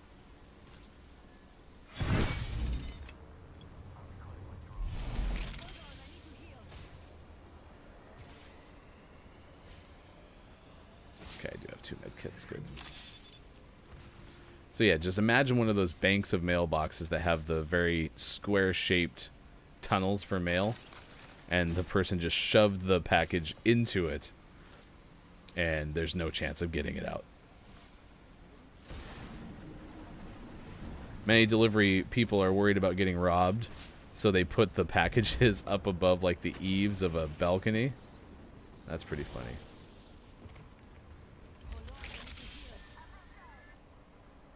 And left a note that said "look up," and they're sitting there hanging up like above. Oh my gosh, the person's down again. I don't have a clue what we're doing. This game's not worth playing. All right, we're back. I'd rather focus on you than whatever we were trying to do in that game, because I am super confused. All right, here we go. The box is safe from the rain, and so they put the box up above like the little outside light. Someone played a lot of hide and seek and threw a package in a bush. No one will see that outside a door, covering up with like a little vase that was out there, almost like an urn style thing. And so that was to hide it. This one looks like it was blood-stained. Delivery instructions. They're a good idea is number 8 on this list. It's a surprise party for my mother. and we live together. So please, can the box not look obvious? It's party supplies. That's good. Good manners are rewarded. UPS man, we are home. Please knock loudly. Thanks, Mr. and Mrs. Courier. Currier.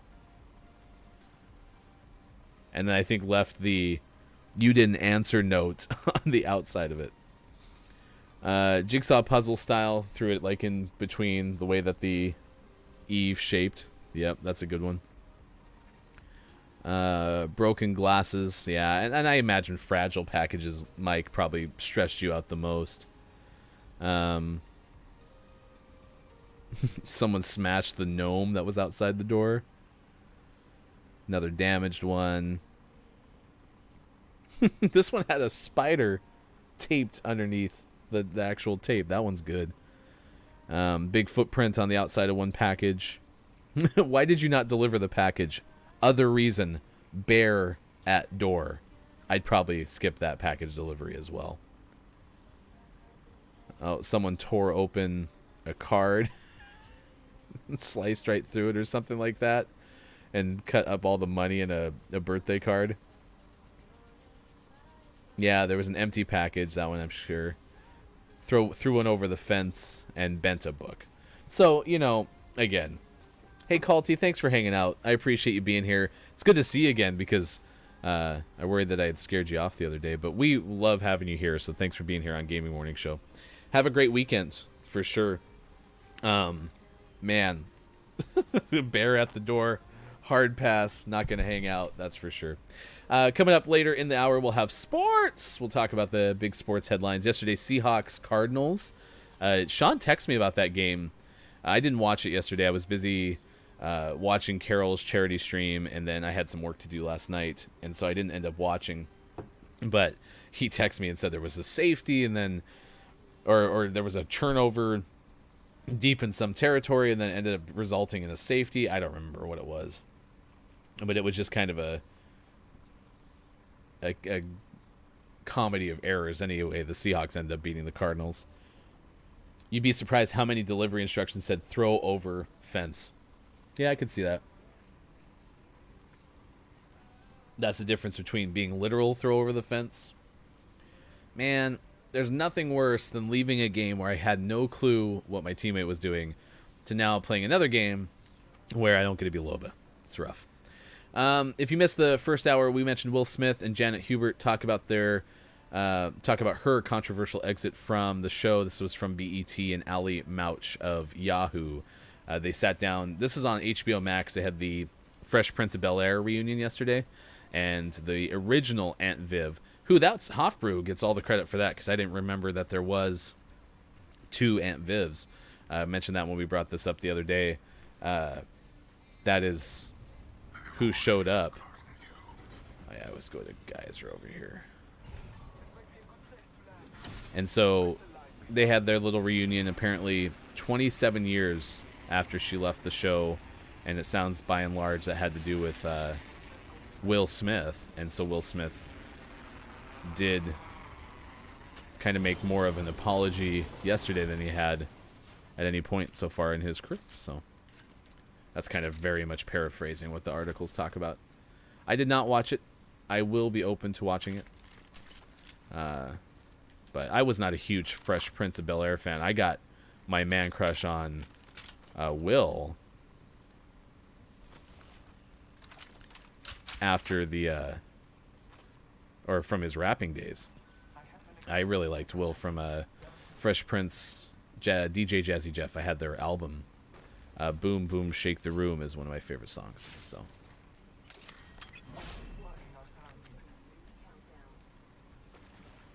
get rid of the list of the day. We already did that. I have a heavy mag. Give me a hemlock or something. Oh, there's two. Okay, well I might go back and get that triple take now. Although you don't really need an extended sniper mag, really.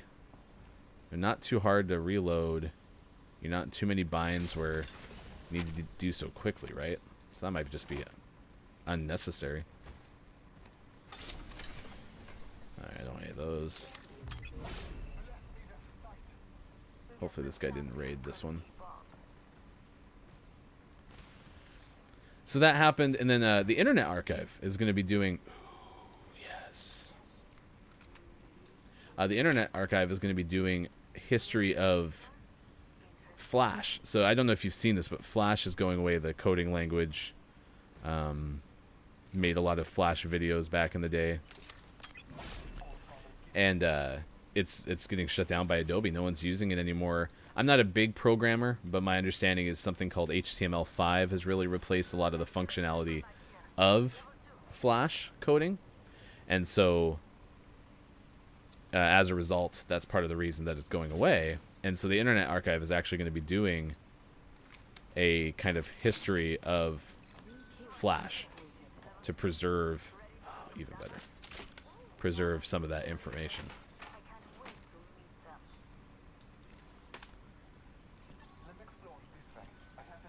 But I remember Dreamweaver was a big deal back in the day for like making websites. Extended energy mag here. Level 3.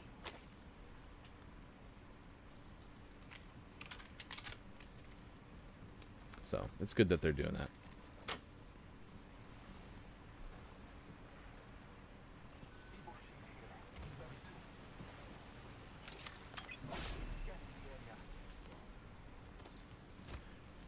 Yeah, the Internet Archive, nonprofit digital library from the Wayback Machine. Gonna keep 1,000 games and animations that it saved, including Peanut Butter Jelly Time. So if you never have seen that, which, you know, if you are at least, what, probably 15, you've seen that at some point. Alright, I'm gonna regroup with my team. Let's see. Bangalore's pretty active. I'll go this way.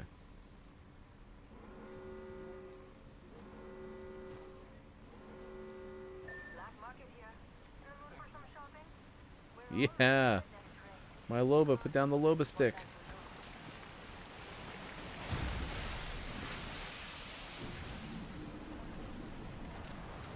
Oh, I missed the landing. I was not Carrie Strug right there, am I right?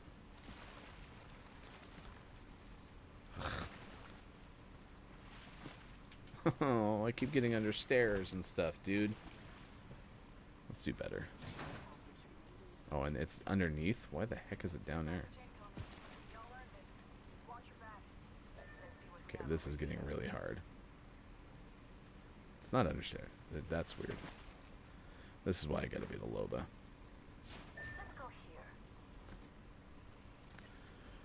Alright, Hemlock's good. There's good. I need attachments. Don't have anything. I'll take that instead. And throwables. Get rid of those. I need heavy ammo. Get rid of that. And yeah, perfect. Thanks.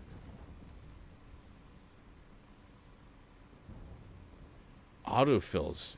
How's that work? How does it autofill? Alright, so I'm gonna follow the Loba.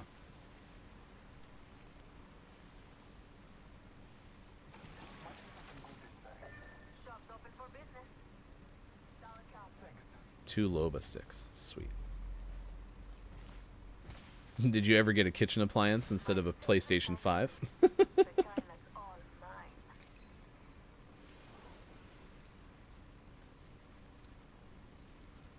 Why'd you put this out in the middle of the open? Ooh, yes. Much better. No big backpack, though.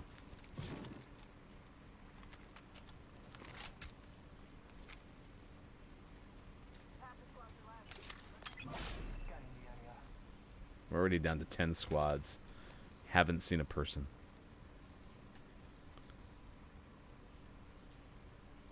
Let's explore this way. Where are those shots coming from? I want to say they were behind us. Maybe they're over here. Focusing my vision on that spot.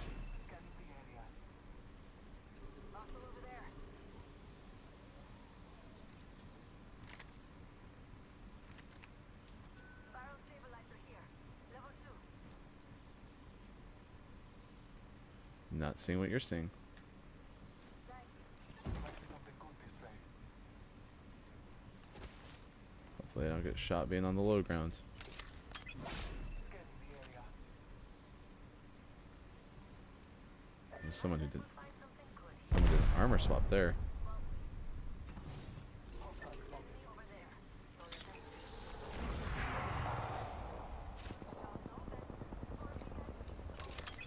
Marking our surroundings.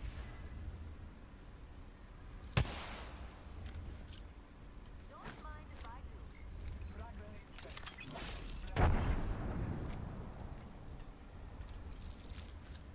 Come on in. Rail is waiting. Frag grenade set.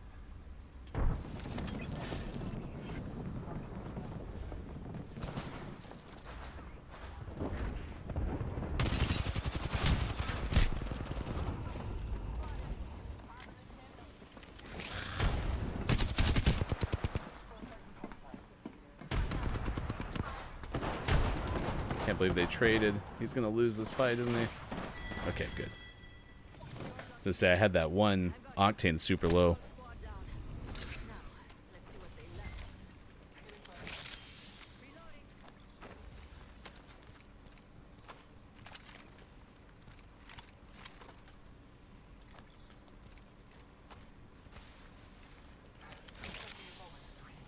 We don't have a lifeline, do we?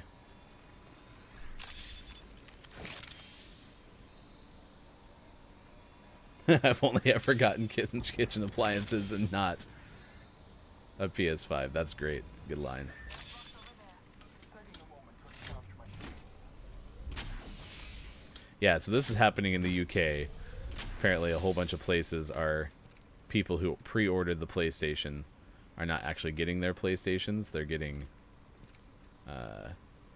kitchen appliances or something of a similar weight instead. Oh, what the Arcster. Setting up shop.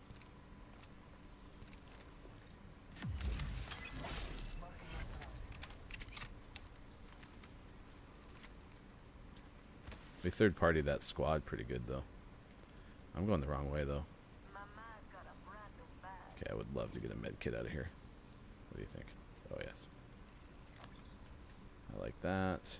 1 minute remains. Get some of oh yes. Boom. And then med kit.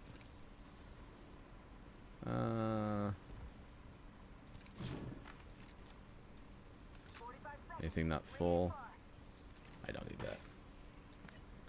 There's not enough people left.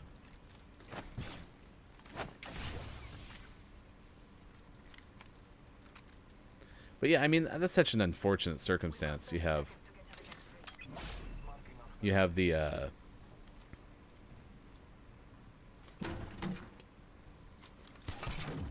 I didn't know Bloodhound could do this anymore. Scanning from the next ring. Use your map to guide you. Let's go this way. 10 seconds. Ring's just ahead. Big backpack. Oh, that's good. Let's see what we have over here. This is the third ring too, so we really do have to get going. Ooh, hemlock with that's awesome. The ring is moving for light fighters. No one is inside. There we go.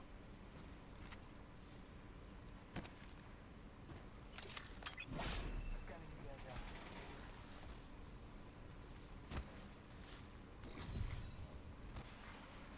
Oh, I think the thing that's happening in the UK seems awfully suspicious to not be malicious. But the weird thing is I was reading this is from Video Games Chronicle and Andy Robinson, who runs that site. He's shown mostly people from Amazon. Taking fire. I've got my mark. Firing for effect. Grenade out. Tossing an arc star. Oh yikes!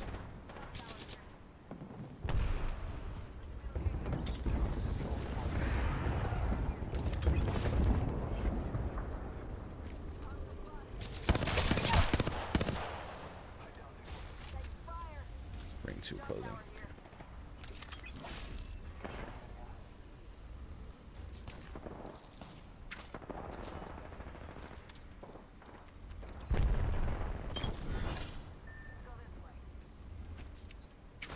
Oh no, I did not mean to do that.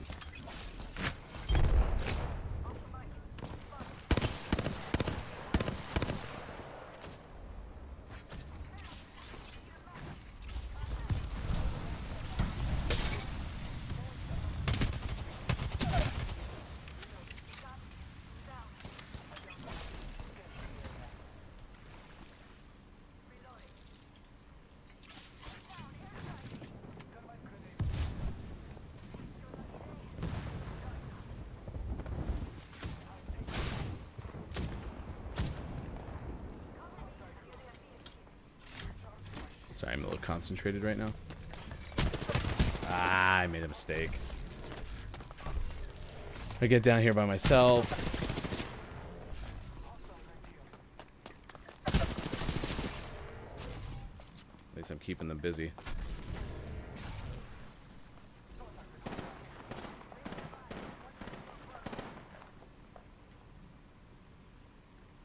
Wish that Bangalore could come get me. Yeah, so it seems like it could just be some bad apples from the Amazon delivery world, or it could be just completely coordinated too. Taking a moment to recharge my shields.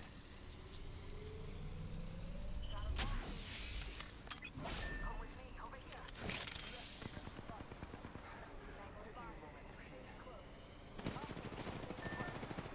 Taking a moment to heal. Contact. On my marker. Hostile. Right here.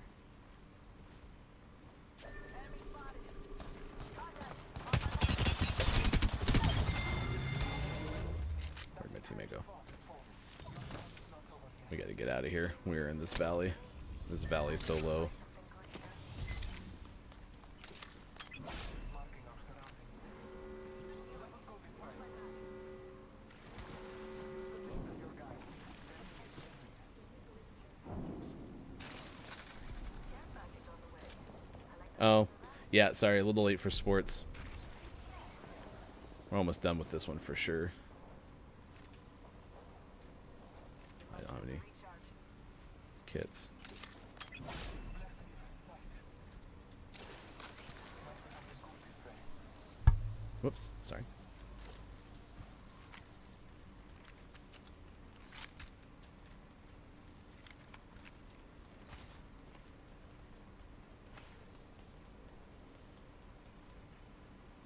Geyser finish, huh? Welcome to the shop. I've got just the thing for you. Taking our surroundings. Black market here. In the mood for some shopping? I need throwables. I'll take heals then. I bathe in the glow. Scanning the area.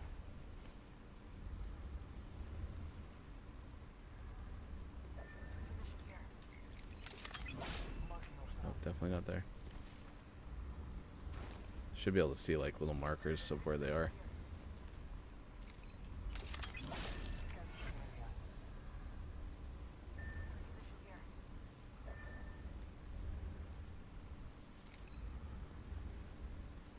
All right.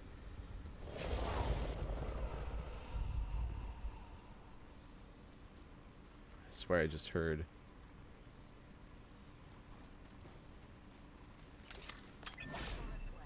Well, we were. I don't know why you were over there. Saw someone out there. Damn it. Stay focused.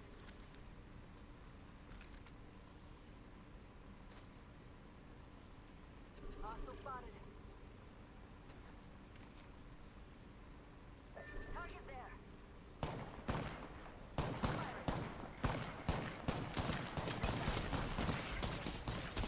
I'm gonna reach there. Spotted. Double timing it. I can maybe hit the shot. Heads up. Dropping the plane. We have pretty good circle position.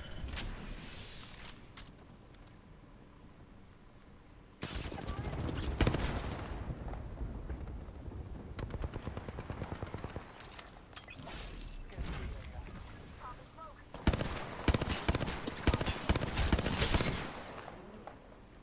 This way. Let's go. Reloading. We're already inside the next ring. There better be some good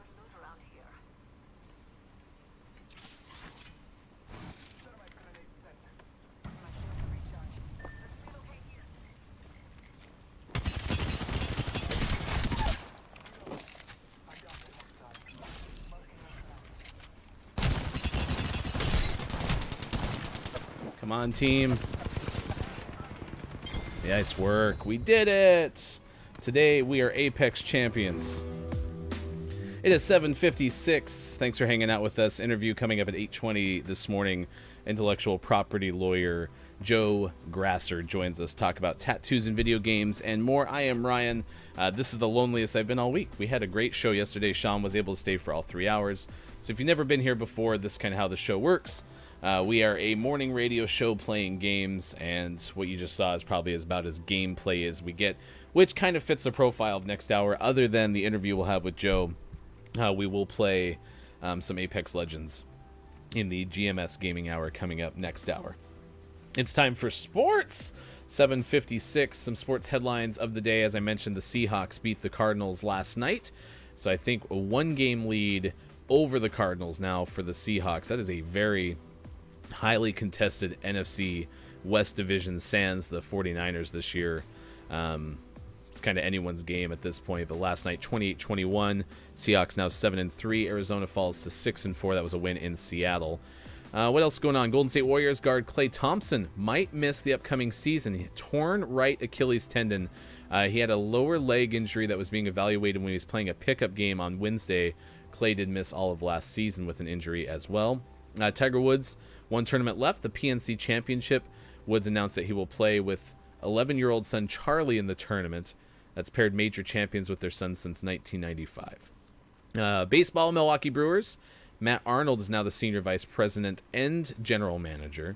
President of baseball operations David Stearns announced the move on Thursday, according to the Associated Press. What else is going on in sports? One skiing note. This is also from the AP.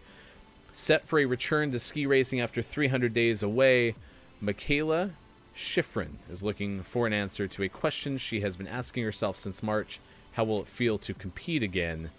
Hopefully it'll be positive. The two-time Olympic champion and three-time world champion approaching her first race when she picked up her 66th career win. But then her father, Jeff, suddenly died a week later in an accident in the family's home in Colorado. That is from the Associated Press. That is sports. It is 7:58 West Coast time.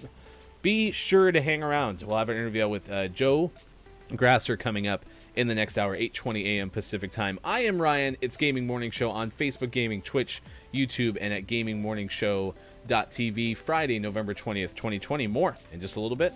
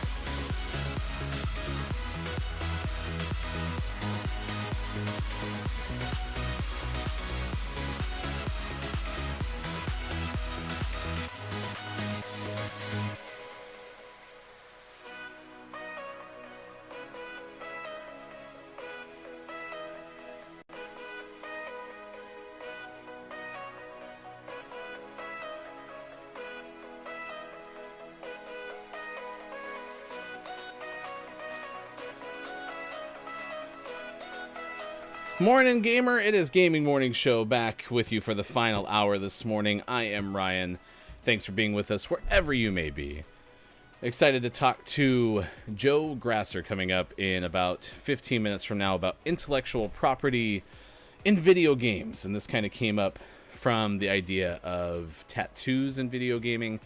Randy Orton, I think, is one particular cited case where the tattoo artist who did some work on Randy had, you know, tattoos featured in video games, and now rightfully, potentially, I guess rightfully is not the right word, that's something that's decided in court of law, but I would imagine I could understand how an artist gets done tattooing somebody and then saying, you know what, I would like to have, compensation for something that's now making an appearance in something that's, widespread. I could totally see that. So, appreciate you being with us on Gaming Morning Show, though. I am Ryan. We've talked about the hashtag DeliveryGate, PS5 DeliveryGate in the UK, according to Video Game Chronicle. You can follow them on Twitter, VGC_news. Apparently, there's been a string of PS5 deliveries that are getting marked delivered on the Amazon app, and then the person tries to go and retrieve the PS3, or I keep saying PS3 today, PS5, and all of a sudden there's nothing in there but an air fryer. Or one person reported having a Nerf gun in their package. So, yeah, kind of an interesting conundrum, if you will. I could see people getting super frustrated with that. So, we got the interview coming up at about 8:20. I was gonna try to play one more game of Apex, but the queue is taking quite a little time. So, let me put this in here.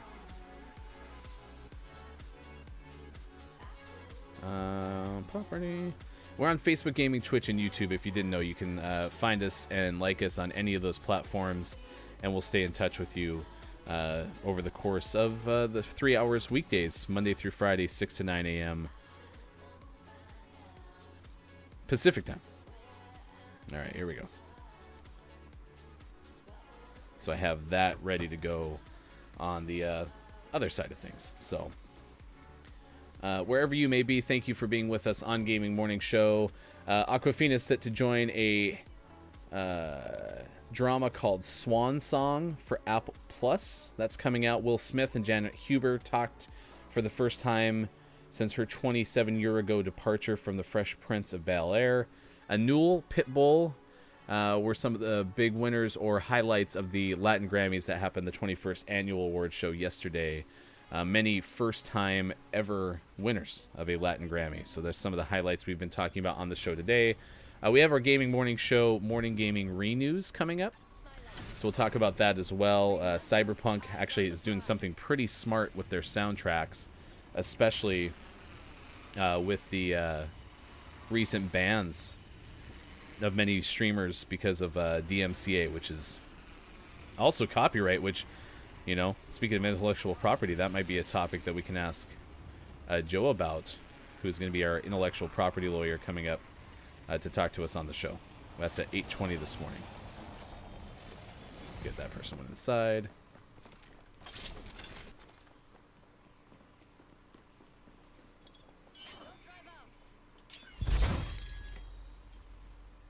Please have teammates with me because I don't want to get shot.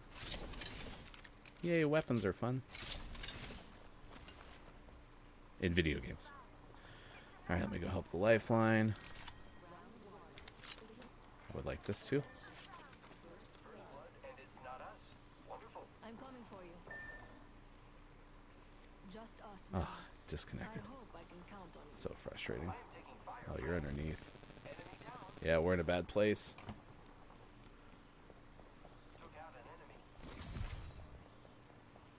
Are you still down here? You are.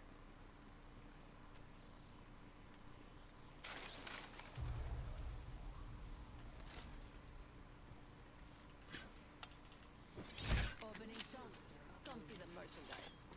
We have a new kill leader. I can't wait to meet them. Don't mind if I do.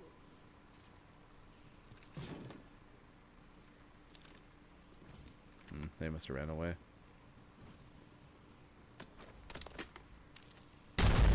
Nope, they didn't run away.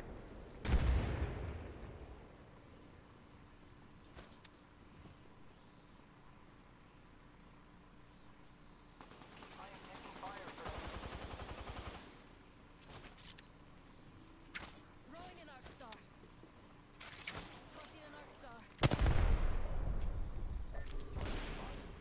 Grenade out. Tossing thermite.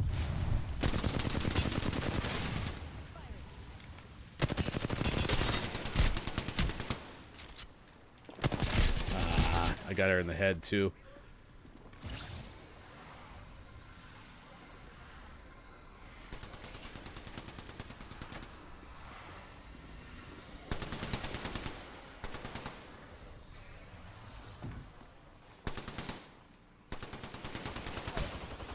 Nice work. Enemy down. Limit remains. Nice work. Don't worry, I'm here. We killed the last member. Good work, team. I'm proud of you. Reloading.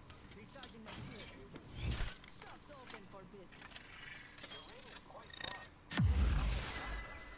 Big purple shield. Nope. Okay, and then we're going to switch this to a hemlock. And then we're going to just drop all the stuff that we don't need. And get all of the ammo.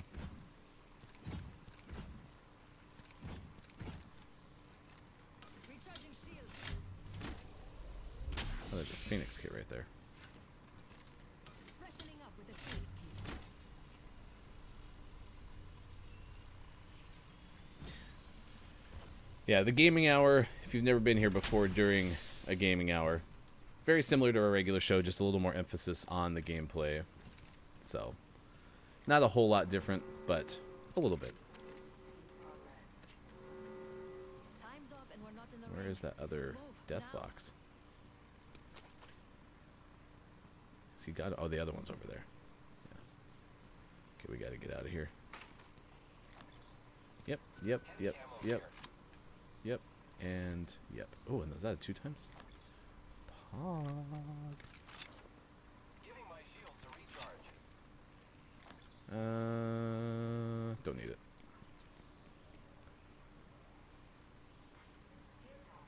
I'm gonna go up here. This guy's gonna be really mad if I have to bail from my interview, I like the sound of that.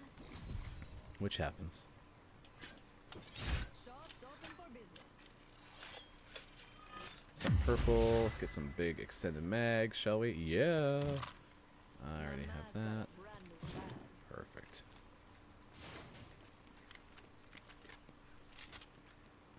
We gotta go. Gotta go, gotta go, gotta go right now. Hey, Nintendo, welcome in! Hyrule Warriors, what is that? Get ready. It's zipline time. Let's explore this way. Lovely idea.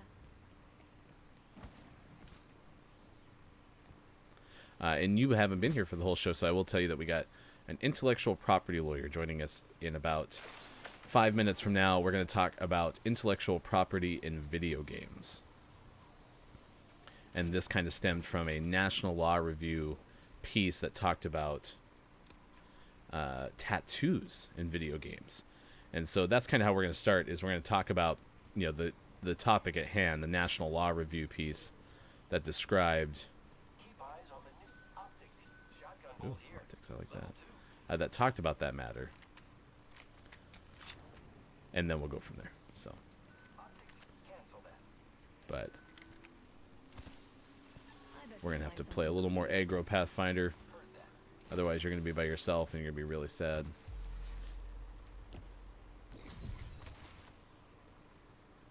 Oh, there's someone up there. enemy over there. Let them see you. Let's do some shopping.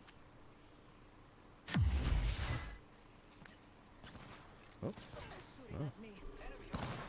Half the There's a full kill every minute. Tossing some. Fire, friends. Giving my shields a recharge. uh-oh. Oh, no.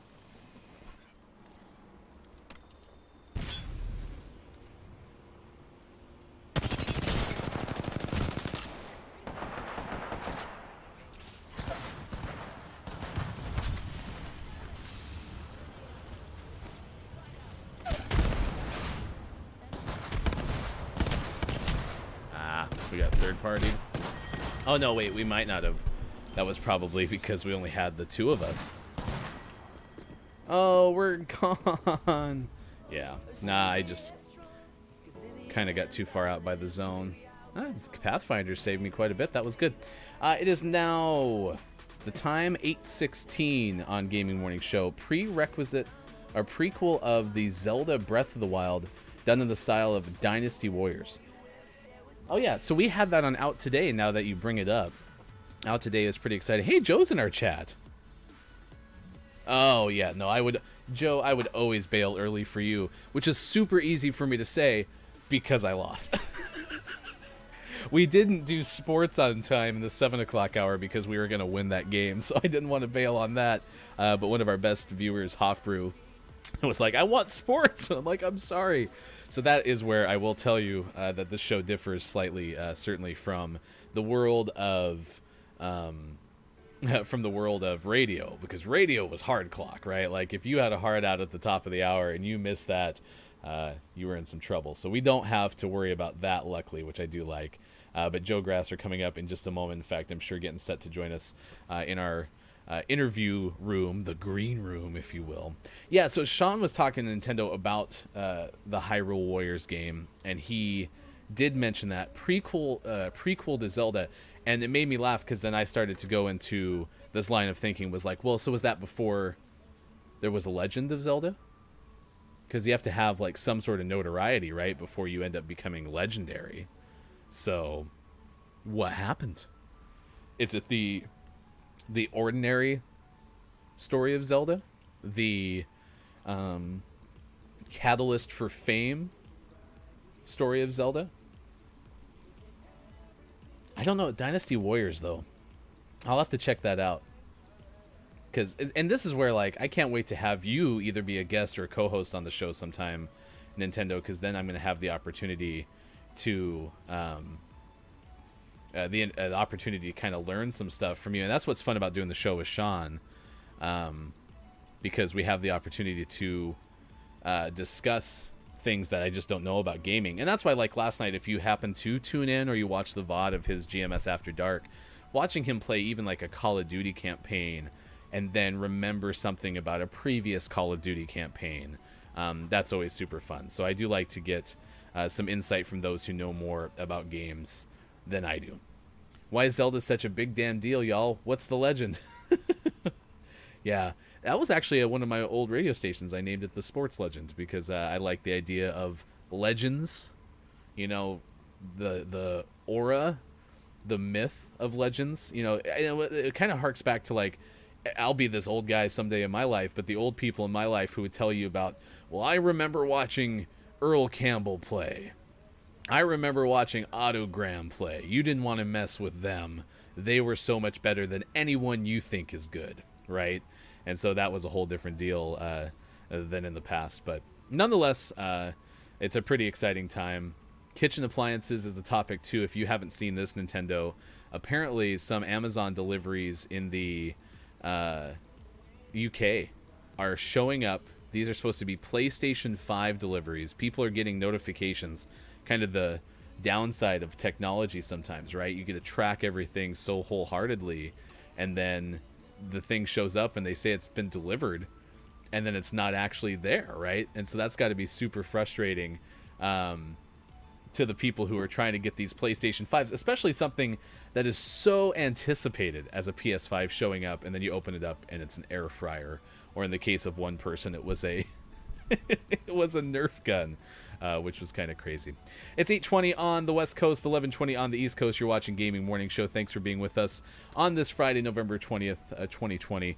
We're going to bring in Joe Grasser, a self-proclaimed nerdy intellectual property lawyer and also a lover of video games. And the reason that we're having Joe on is because the law firm that he works with wrote a piece for the National Law Review. Is a tattoo protected by copyright? Is it infringed if it appears in a computer game? This was in the National Law Review. Joe, thanks for taking the time to join us on Gaming Morning Show. And I guess that's a good place to start is, if you could, we got to you through the tattoos, so let's focus on that to start. Why are tattoos in video games something that's topical enough to appear in a law journal? Well, this kind of goes back actually to Mike Tyson's face tattoo is where this all began. So he got that tattoo put on his face, and the tattoo artist owned the copyright in that and sued one of the movies, I think the first Hangover, and won a copyright infringement suit because a copy of his face this work of art that he had created appeared in it. So savvy plaintiffs lawyers and other people have decided there's a little industry here, especially when you think of games like NBA 2K, World Series or not World Series baseball, but the show and Madden. All those people have those tattoos, and the way copyright law works is, in the first instance, the owner of the copyright in the work of art is the author. In this case, it's typically going to be the tattoo artist. And there was actually another case that was against NBA 2K that was in New York. And unlike the one in Chicago, the one in New York actually resolved early. Essentially, what they did was, in that case, it wasn't actually the tattoo artists themselves. It was a third party that had gone to the tattoo artist and said, "Oh, you gave a tattoo to, KD, assign me your copyright rights, and then I'll sue on your behalf." And that's what they did. And the judge said, "Well, we've taken depositions of a lot of these tattoo artists," and they said, "Well, a lot of these weren't really my art. They're from a book that I, as a tattoo artist, I have in my shop." And the other thing the court found was, in that case, the work of art is, a nice tattoo. Maybe it's on a large man's bicep. That's a fairly sizable piece of work. When you see it in the video game itself, for almost every shot that you're going to see of it, it's going to be a zoomed out camera, and you're going to just be able to see a minimal amount of it. And so for that reason, in the 2K game, they said that's enough. It's not going to be, a copyright infringement. This is either a fair use or de minimis. The flip side is a UFC case, same idea, and there the court said, no, we need a jury to find out. It's too close a call. It's interesting because I mentioned this leading into your interview, Joe, is there's got to be many things like that we see. You talk about a tattoo, large man's bicep. I threw up some pictures of wrestlers from the 2K game because I read that this might have something to do with that. And it's so noticeable, but kind of subconscious too, right? Like, you're not focused on the tattoo, but you're seeing it constantly. And then you think about something recently. I would think it was the DeAndre Hopkins Hail Mary catch in the end zone last week in the Cardinals game. There's a photo that got whatever company that was featured as a brand on the glove, probably, or something like that, an infinite amount of dollars worth of publicity, right? So clearly that's getting so much screen time. Subconsciously, it's getting that airtime. So I bring this up to ask you, what else might we be taking for granted in video games that actually kind of has some intellectual property implications to them? I mean, streaming in general. That's really the companies. It's but for the grace that streamers go forward. No one's litigated it. Who knows how it would turn out? I can't tell you that, but I think whether there's even a right to just stream a game, because then you get into nuances. Okay, there's a straight playthrough, with no commentary. Then there's, a walkthrough that's guiding you through the game. Then there's something like a quick look on Giant Bomb that's, pure criticism. And those all are going to be on a spectrum, and it's going to be a mess if they ever decide it's not worth it to keep allowing streaming to go forward. Of course, they do it now because it's a great set. It's free advertising, I was just watching you play Apex, and I was like, I haven't played Apex in forever. It looks very different. I got to check it out. And so they allow it because they can, get that free marketing off of it. But, they could shut it down if they wanted to, I bet, because you think about your average streamer, it's just somebody who, is operating out of their home, and they don't have a war chest to fight, a music label or, a large video game publisher if one of the big ones decided to do it. Nintendo's come as close as you can see as you have to that. And I think they've kind of reversed that course somewhat, just if you look at the way they've behaved more recently, because they've realized the financial benefit of allowing streaming and how it makes the game more popular and really takes a life of its own. Yeah, Joe Grasser is our guest, intellectual property lawyer, talking about video games. And I have brought that up because my background is radio. And I remember we had to be sure we had the licensing. Granted, we would subscribe to pretty umbrella type licensing that gave us most of the stuff we wanted to use. But it's like, do we have the right to use that? And when all the DMCA stuff started to happen with Twitch, I actually wasn't that surprised, because I was surprised how long they were able to do it without having to worry about. Where did you come in this recent DMCA news with certain streamers getting banned because of music? It's frustrating. It's like you said. I mean, it had been happening for so long where they weren't making the enforcement on it, and it caught a lot of streamers off guard. Now that said, and I know some of my colleagues that are in the video game space was telling people, be careful with licensed music, even if it's in the game. They will come one day, and it did come. And it's a shame that it couldn't have been handled more smoothly in a more methodical rollout, just because it caught so many people off guard. And I think that's the really unfortunate part, because I think, for the most part, I don't think any streamer wants to run afoul of any law. They're doing their best to just make their show entertaining, and I don't think that's their intent in any way. I think it's just a matter of giving them tools and educating people and explaining what the do's and don'ts are, and I think that's going to get better over time. I think this is such a nascent industry. It's still going through its growing pains, and I think this is going to be seen as a relatively big growing pain, but one that I think ultimately will hopefully benefit everybody. Because what I could see happening too is, just like in radio, you can get these blanket licenses. At some point, I don't know when, but I think you're going to see the same type of licenses available. Okay, you're going to go on to Twitch, or you're going to go on to YouTube Gaming, or whatever it is. You can purchase for an extra bit. You can purchase a license to have music playing in the background.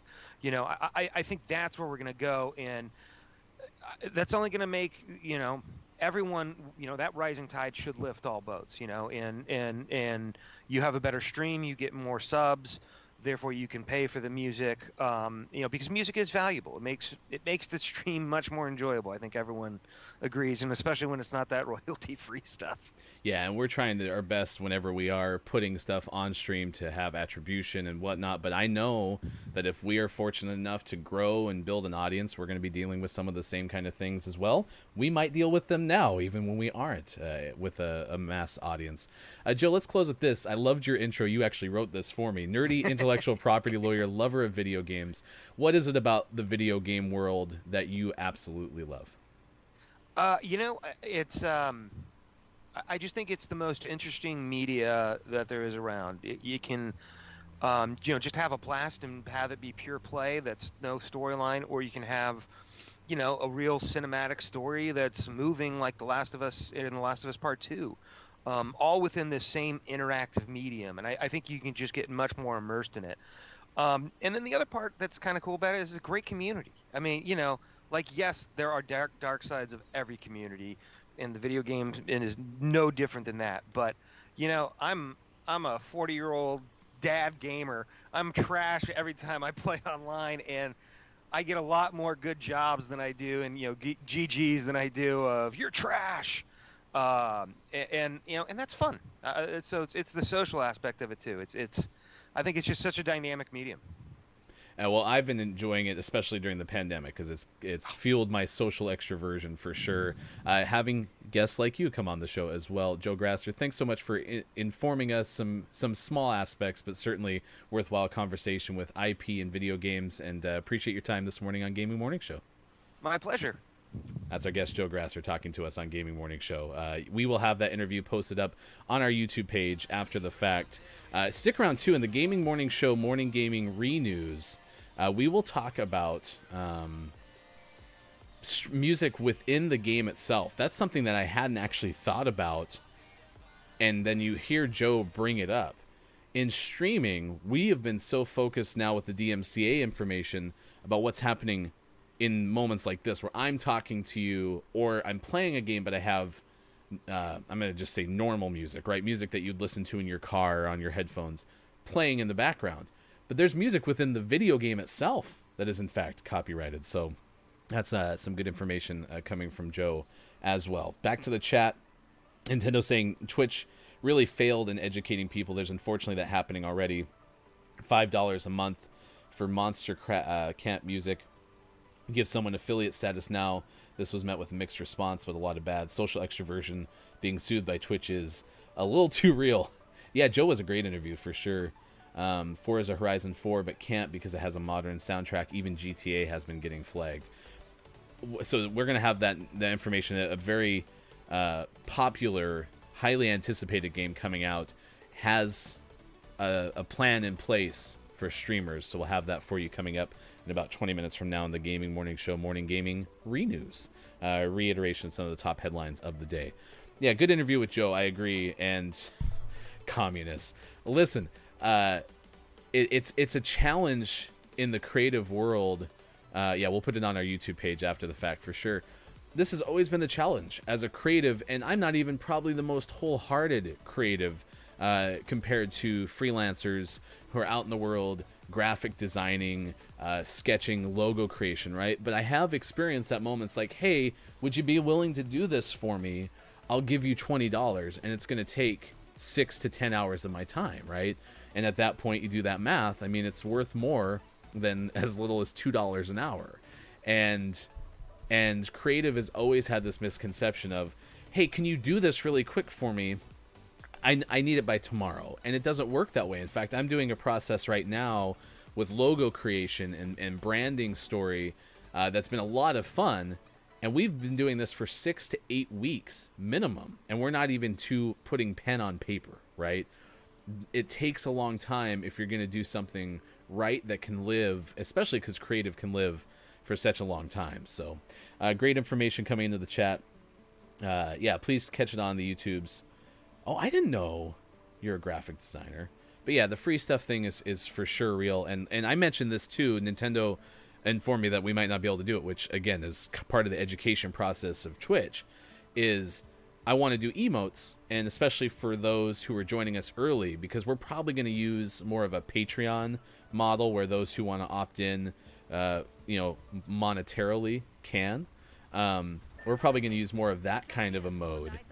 And I wanted to have a friend of mine who's a very talented artist do our emotes, and I've brought it up to her. I'm like, hey, what would it take? How much would you need to do, one, and then I can figure out from there once I have a budget, how many we could get, and then if I wanted to add more emotes as part of like an early adopter Patreon and have your own emote on the show, what could I do and how much would it cost me? So what's the ROI and all those business things that honestly I'm really bad at, but are real considerations. And so we've been thinking about those kind of things, and it's just so much more complex than you'd ever imagine, because even Nintendo's like, well, I don't even know if you can have emotes before you're at a certain status. I was like, oh, I wouldn't have thought of that. So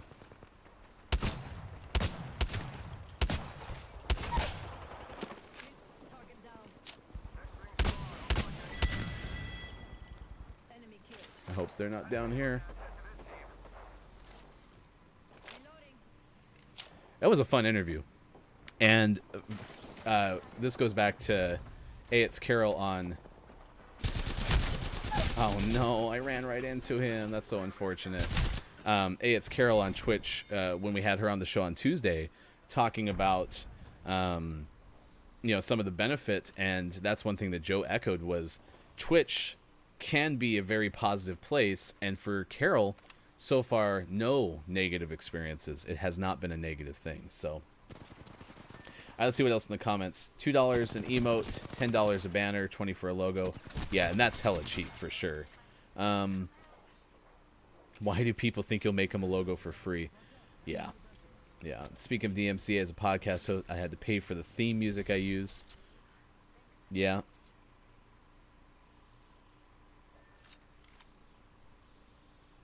It might and never push for partner just because I want emotes.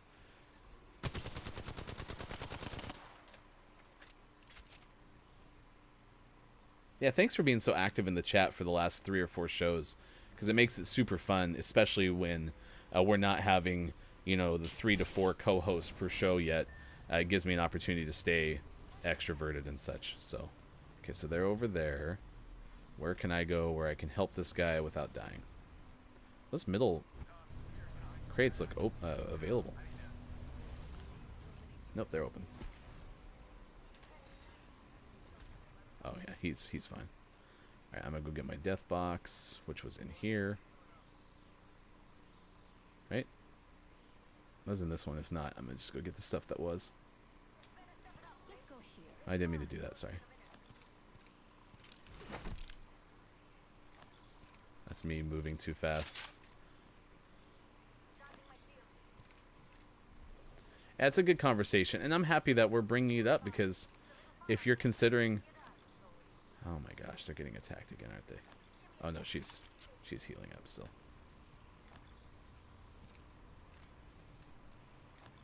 Where's that one coming from?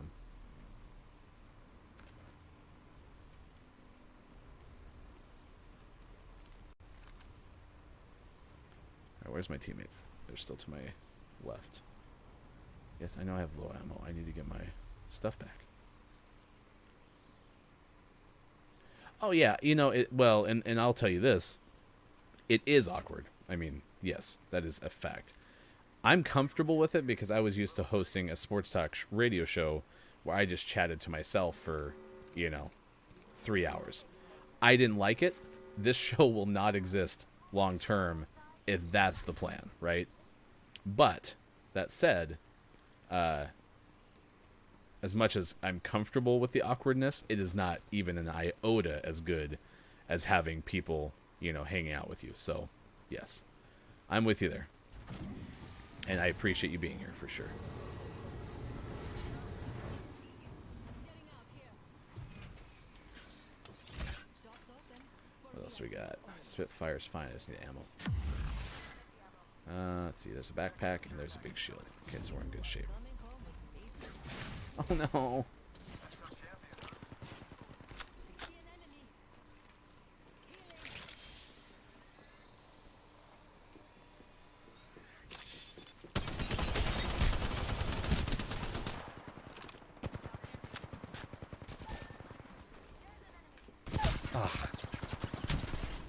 I didn't realize my shield was... Oh, I didn't get to the shield.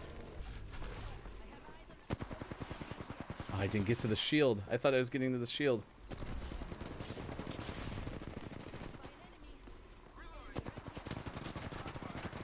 Come on, you can win this Mirage. Ah, so close, so close.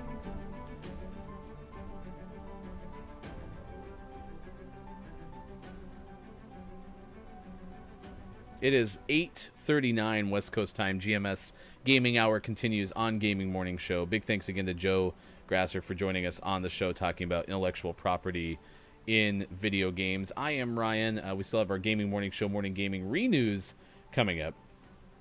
Yeah, Parallels Radio. And that's where, like, there was so much... Gosh, I got to quit hitting my microphone.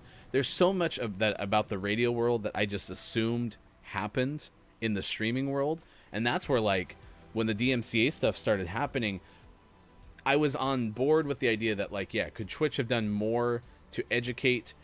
Could they have been more forward with, listen, what you're doing is not going to work long term. You absolutely have to stop. Don't take it for granted. So I'm with you on that side of the argument. And this is where I was a horrible sports talk host because I couldn't get a caller to come in and be like, no, you're wrong about this and everything.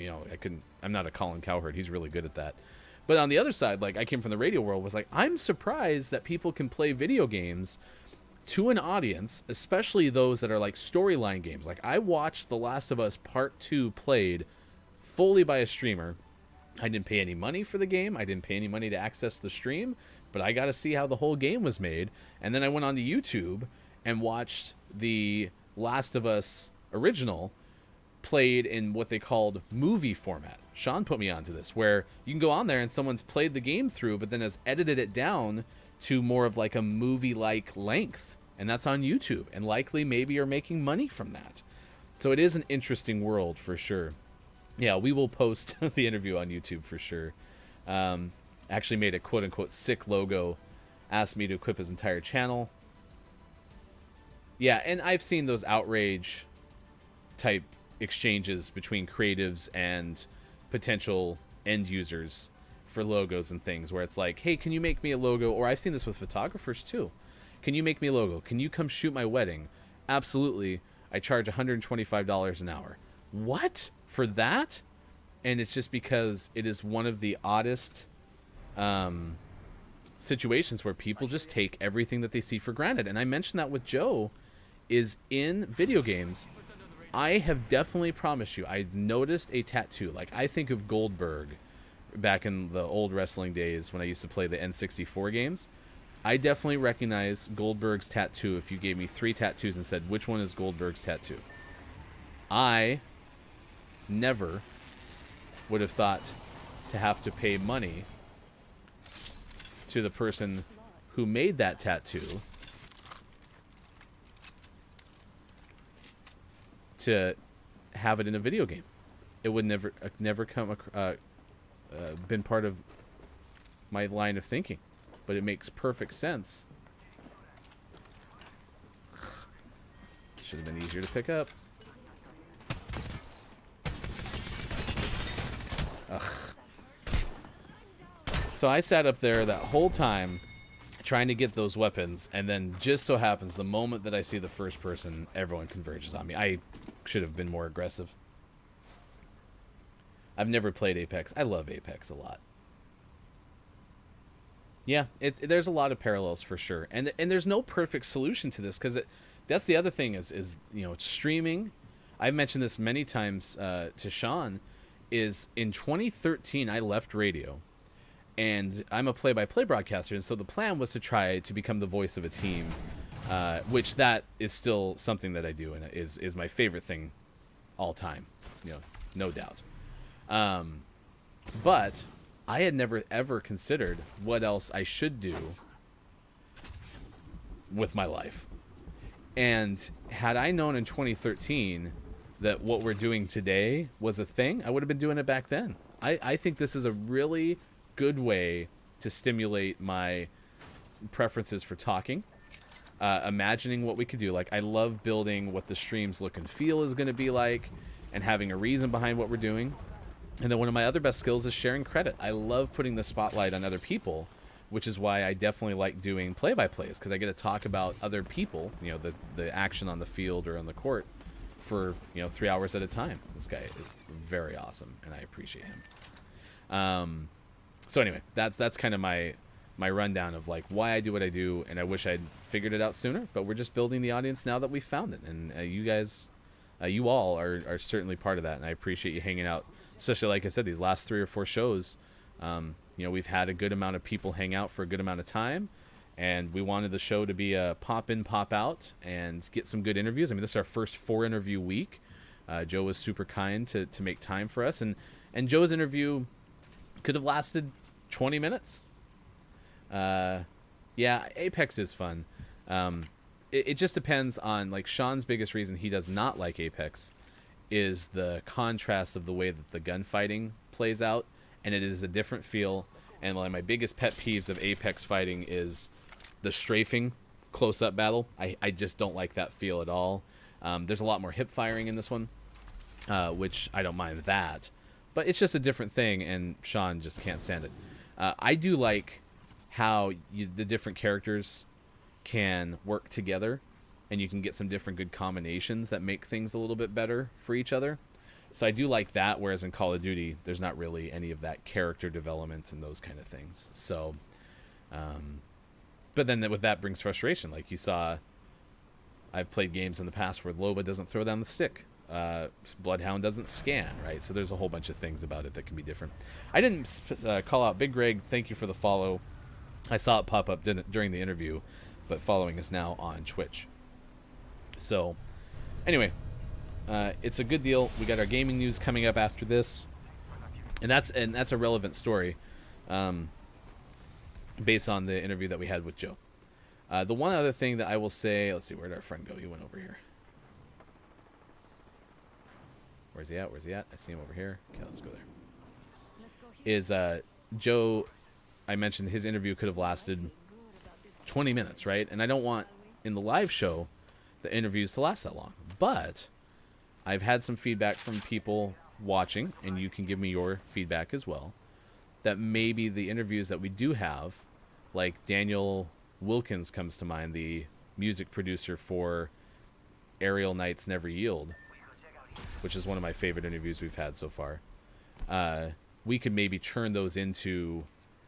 We would have them back. We would record a whole separate event, and do a podcast style thing. And I think that might be a lot of fun. So I'm not ruling that out yet.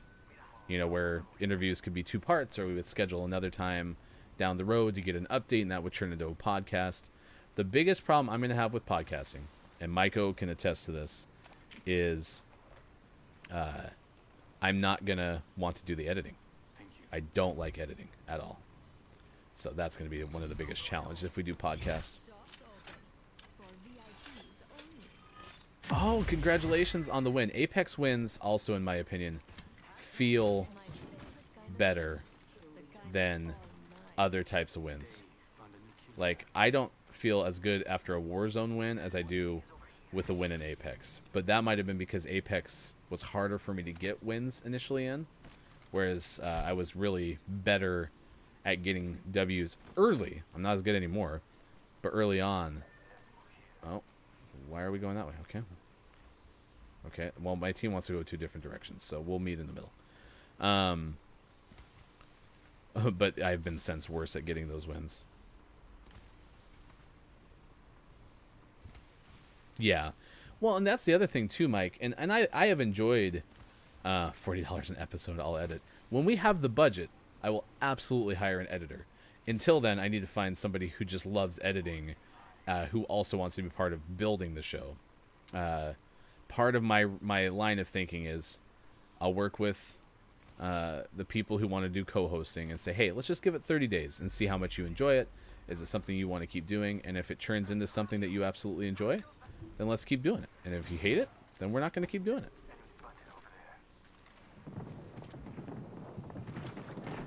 But $40 editing for an episode is definitely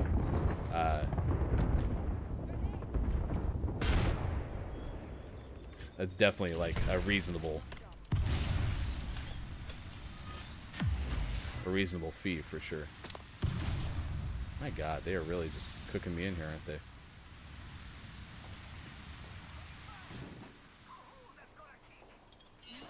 I hit the roof. These, I dislike these walls.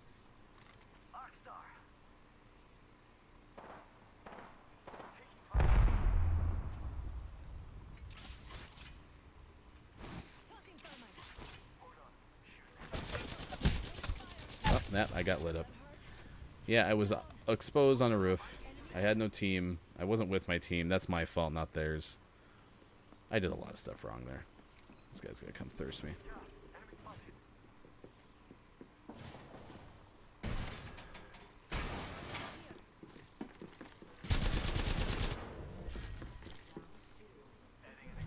Yeah, he's gonna finish me.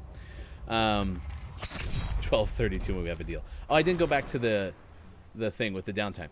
There are way too many places you can watch way better gameplay than us. The only reason we really do the gaming hour is because since we don't have the co-host yet, by the end of the show, it's hard to continue focusing on much more than the gameplay.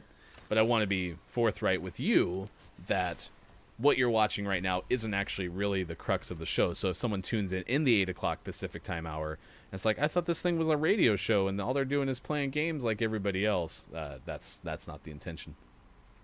More skin. Ah, yeah, okay. I will take off my hat and you will see the skin from here all the way up to here. I actually don't really wear a hat because of the thinning hairline, although that was, you know, less than preferable. I just wear it because we wake up at, well, I especially mostly wake up at 3 in the morning. And so my hair is never going to be good until I get it shaved down a little bit better, and then I'll have a chance. Yeah. It's going to rate. Yeah, no, $40 an episode is... I'm in a... He was like, peace out, dude. Hey, he tried. He tried. I'm Ryan. It's 8:50. He must have known that we need to do Gaming Morning Show, Morning Gaming Renews. I'm part of a podcast editors group on Facebook, and it's definitely provided some really good insight on how to market yourself in the world of editing and you know what kind of rates you can do and those kind of things. But I've never actively done it because it's too excruciating for me. I'm not patient enough for podcast editing. That's why I like live, and that's why we get to do the show every day, so I appreciate it. Let's do Gaming Morning Show, Morning Gaming Renews, a recap of our top headlines of the day, and then we'll play one more game and get on our way to the weekend. I hope you have a fabulous weekend. 8:51 West Coast time and 11:51 on the East.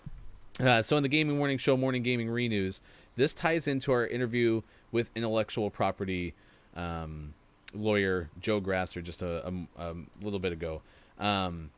With music within the stream. And so Cyberpunk 2077 is actually going to have a streamer mode. And within that, there's the option to disable the copyright music so that you can play it on stream and still have the opportunity to, be able to show that game off. But that's, again, goes back to this idea of how many people aren't buying the game now because it's on stream.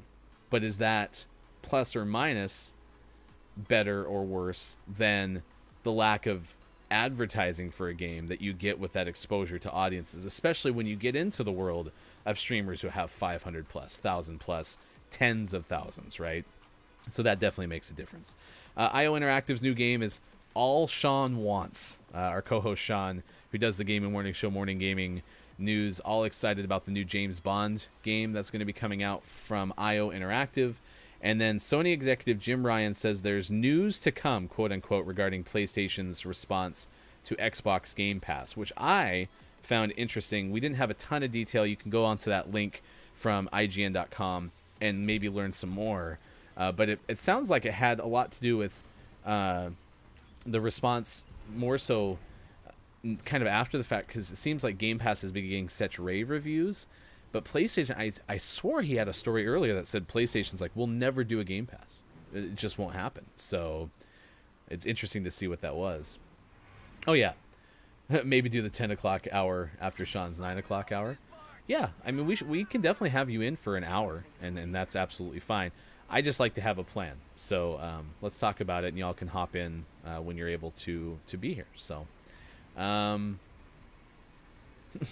Off brew. I would definitely edit, but I don't have the means, motivation, or talent. Other than that, though, I am ready to be your editor. That's so funny. Alright. Let's go over here. Wow. Could I not have found the door any better than the way that I'm doing this? I love being Loba. If you want to watch somebody not find the door to buildings in Apex Legends, you've come to the right place. Nobody on Twitch, Facebook Gaming, nor YouTube will not find doors as well as I don't find doors. That is a guarantee. Did find a weapon though, so hey. Uh-oh.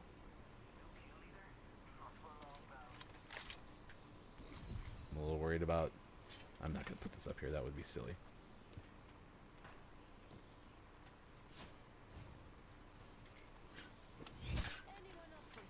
I'm a little worried because that top was open. I don't think it necessarily should have been.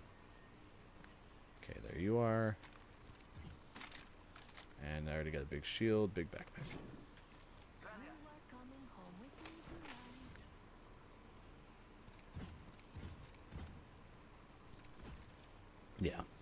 Yeah, 1 hour at a time I think is absolutely fine. But we'll figure it out. I'm not in a rush either. That's the cool thing is, I mean, we're going to be doing this 3 to 5 years before, you know, anything really amazing happens. And if anything happens sooner than that, gravy. But I'm not in a rush. I just enjoy doing this. And the biggest thing will be hopefully being able to keep it up even when, you know, the pandemic isn't in full swing and schedules maybe become more demanding, those kind of things. Doors are hard. Coat simulator. So anyway, that was the gaming morning show, morning gaming renews, and some people really like the flatline, so I've been marking that more than I used to. I'll leave battery for someone. Shield battery here. Here's another battery. Man, batteries are falling from the sky. It's like Cloudy with a chance of shield batteries. Shield battery here. I mean, but do you like... this is part of my mantra. I'll talk to you about this till I'm blue in the face. Trying to only do things that you truly like to do. Trying to take things from being fine to being amazing. Like, those are some of my biggest hopes for people, is that that happens, because I get really frustrated when too many times, like, we end up doing things that, you know, we like, but do you love it? And I'm even trying to be that picky, and I'm in a privileged place to be able to do that right now, you know, trying to refine things to be picky. I love hosting shows with other people where I don't have to be the main focus of attention for however long. Which I think is also why this gameplay thing is kind of fun, is because right now, yes, clearly I'm soloing, and I'm talking to you as one person, and luckily the chat makes it so that it's not just one person talking to a void. There's actually somebody else, you know, responding and interacting. I mean, that is definitely different than radio, because in radio you'd have to wait for a caller. Maybe you got to the text line, you know, those kind of methods that ended up emerging later on. But for a while, that wasn't the case. And so that's been helpful, and I do enjoy this. Like, being able to talk is better than not talking, but we can always make things better. So let's help you do the things that you really enjoy doing. Goat Sim is wild. It's crazy. I'm gonna laugh. No, I don't have a purple one already. Yep, I said Cloudy with a chance of shield batteries, and I clipped it because it made me laugh. That wasn't that dad jokish. It wasn't super pun. You know, there were punific elements to it. Sean's from the future. Hi, Sean. We miss you. Everyone's been talking about you since you left, in the good way. They all say, man, I miss Sean. Sean's the best. Wish Sean was here. That's what they've all been saying. Ain't that right, chat? Tell Sean. There's a jump tower over there. I saw him looking up, and I'm like, why is he looking up? All right, let's get to here.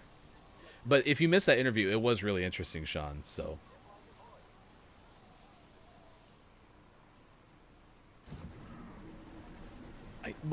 I have a little bit of a... I mean, I don't think there is such thing as a full-blown dream job. There are definitely jobs that play into your strengths and that things that you love the most. Why did we lose our guy? Did our pathy just fall off the map or something? Let's even the odds. Is there a car anywhere? That's unfortunate. That's bad timing.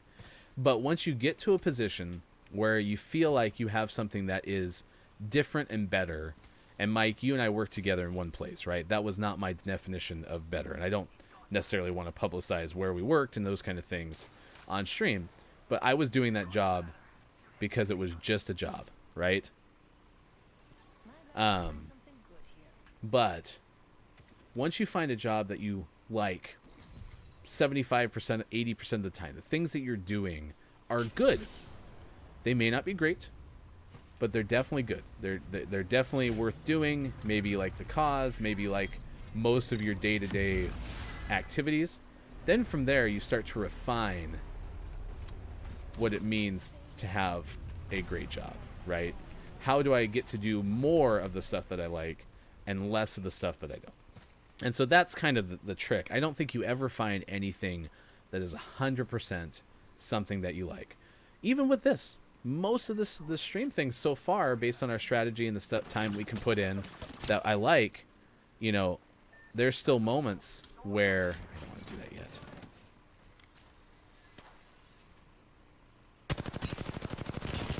Oh, I hit them a whole bunch. I love an arc star.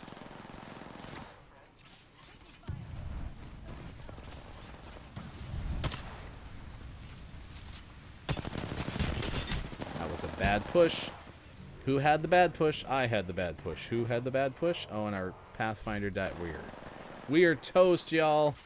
Last game of the day is over. Nice try, Octane. All right. But anyway, that's kind of my philosophy.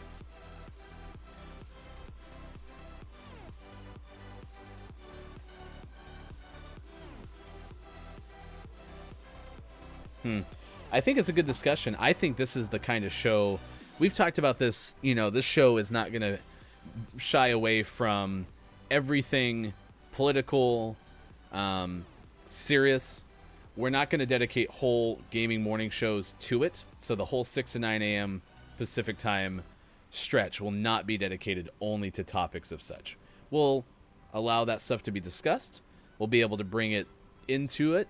But I think where we could do some fun things around topics like even about dream jobs, which, I mean, that's more of a less serious topic than discussing things like systemic racism and poverty, right? Like those are types of things we could do in like a GMS forum type thing that we do maybe once a month. I love having conversations like that. It's just that's not the design of the show. Hey, Hofbrew, have a good night. Yeah, work a job you like, you're good at, that has full barrier from your life and hobbies. That's how I see it.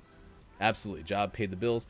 And, you know, job security and financial security, too, is something that I don't take seriously enough because I've worked too many jobs where, again, back to the opportunity and the privilege of having them, I could have made a ton of money. It's just the work I was doing, it doesn't work. The money thing never equates for me. And it's tough because I have a family to support, and that's got to be a component of it. So I've had to find a medium. A happy medium with that. So, but again, I'm coming from a place where I'm fortunate enough to get to do that, and I'm thankful for that. So, you guys are great. Y'all are great. Thank you so much for being here. Joe Grasser, great appearance on Gaming Morning Show. We will have that interview on our YouTube page, and there is a full-blown playlist. I think I have it set to tweet out this weekend, too. So if you don't follow us already, we're at Watch GMS on Twitter. So you can get all of our past interviews on a playlist through YouTube. Again, YouTube subscribers are always such a huge part of a developing channel because we need to have more subscribers to get the custom URL. So thanks to everyone like Iron Lords Podcast that's subscribed to us on YouTube. I am Ryan. We will see you again on Monday, 6 to 9 a.m. Pacific time. Yes, I agree. Have a great weekend. Thank you for such a fun discussion. And me being able to build a PC willing, we'll have a show on Monday in the same format. If not, I'll head over to Sean's. We'll be at Studio B doing our makeshift. If you're on Twitch, stick around. I want to send you someplace. Always like to spread the love. And it looks like right now I'm at least showing around 5 on Twitch. So if you haven't left yet, please stay tuned. I will get you over there as quickly as I can. Thanks for being here. Gaming Morning Show. See you again on Monday.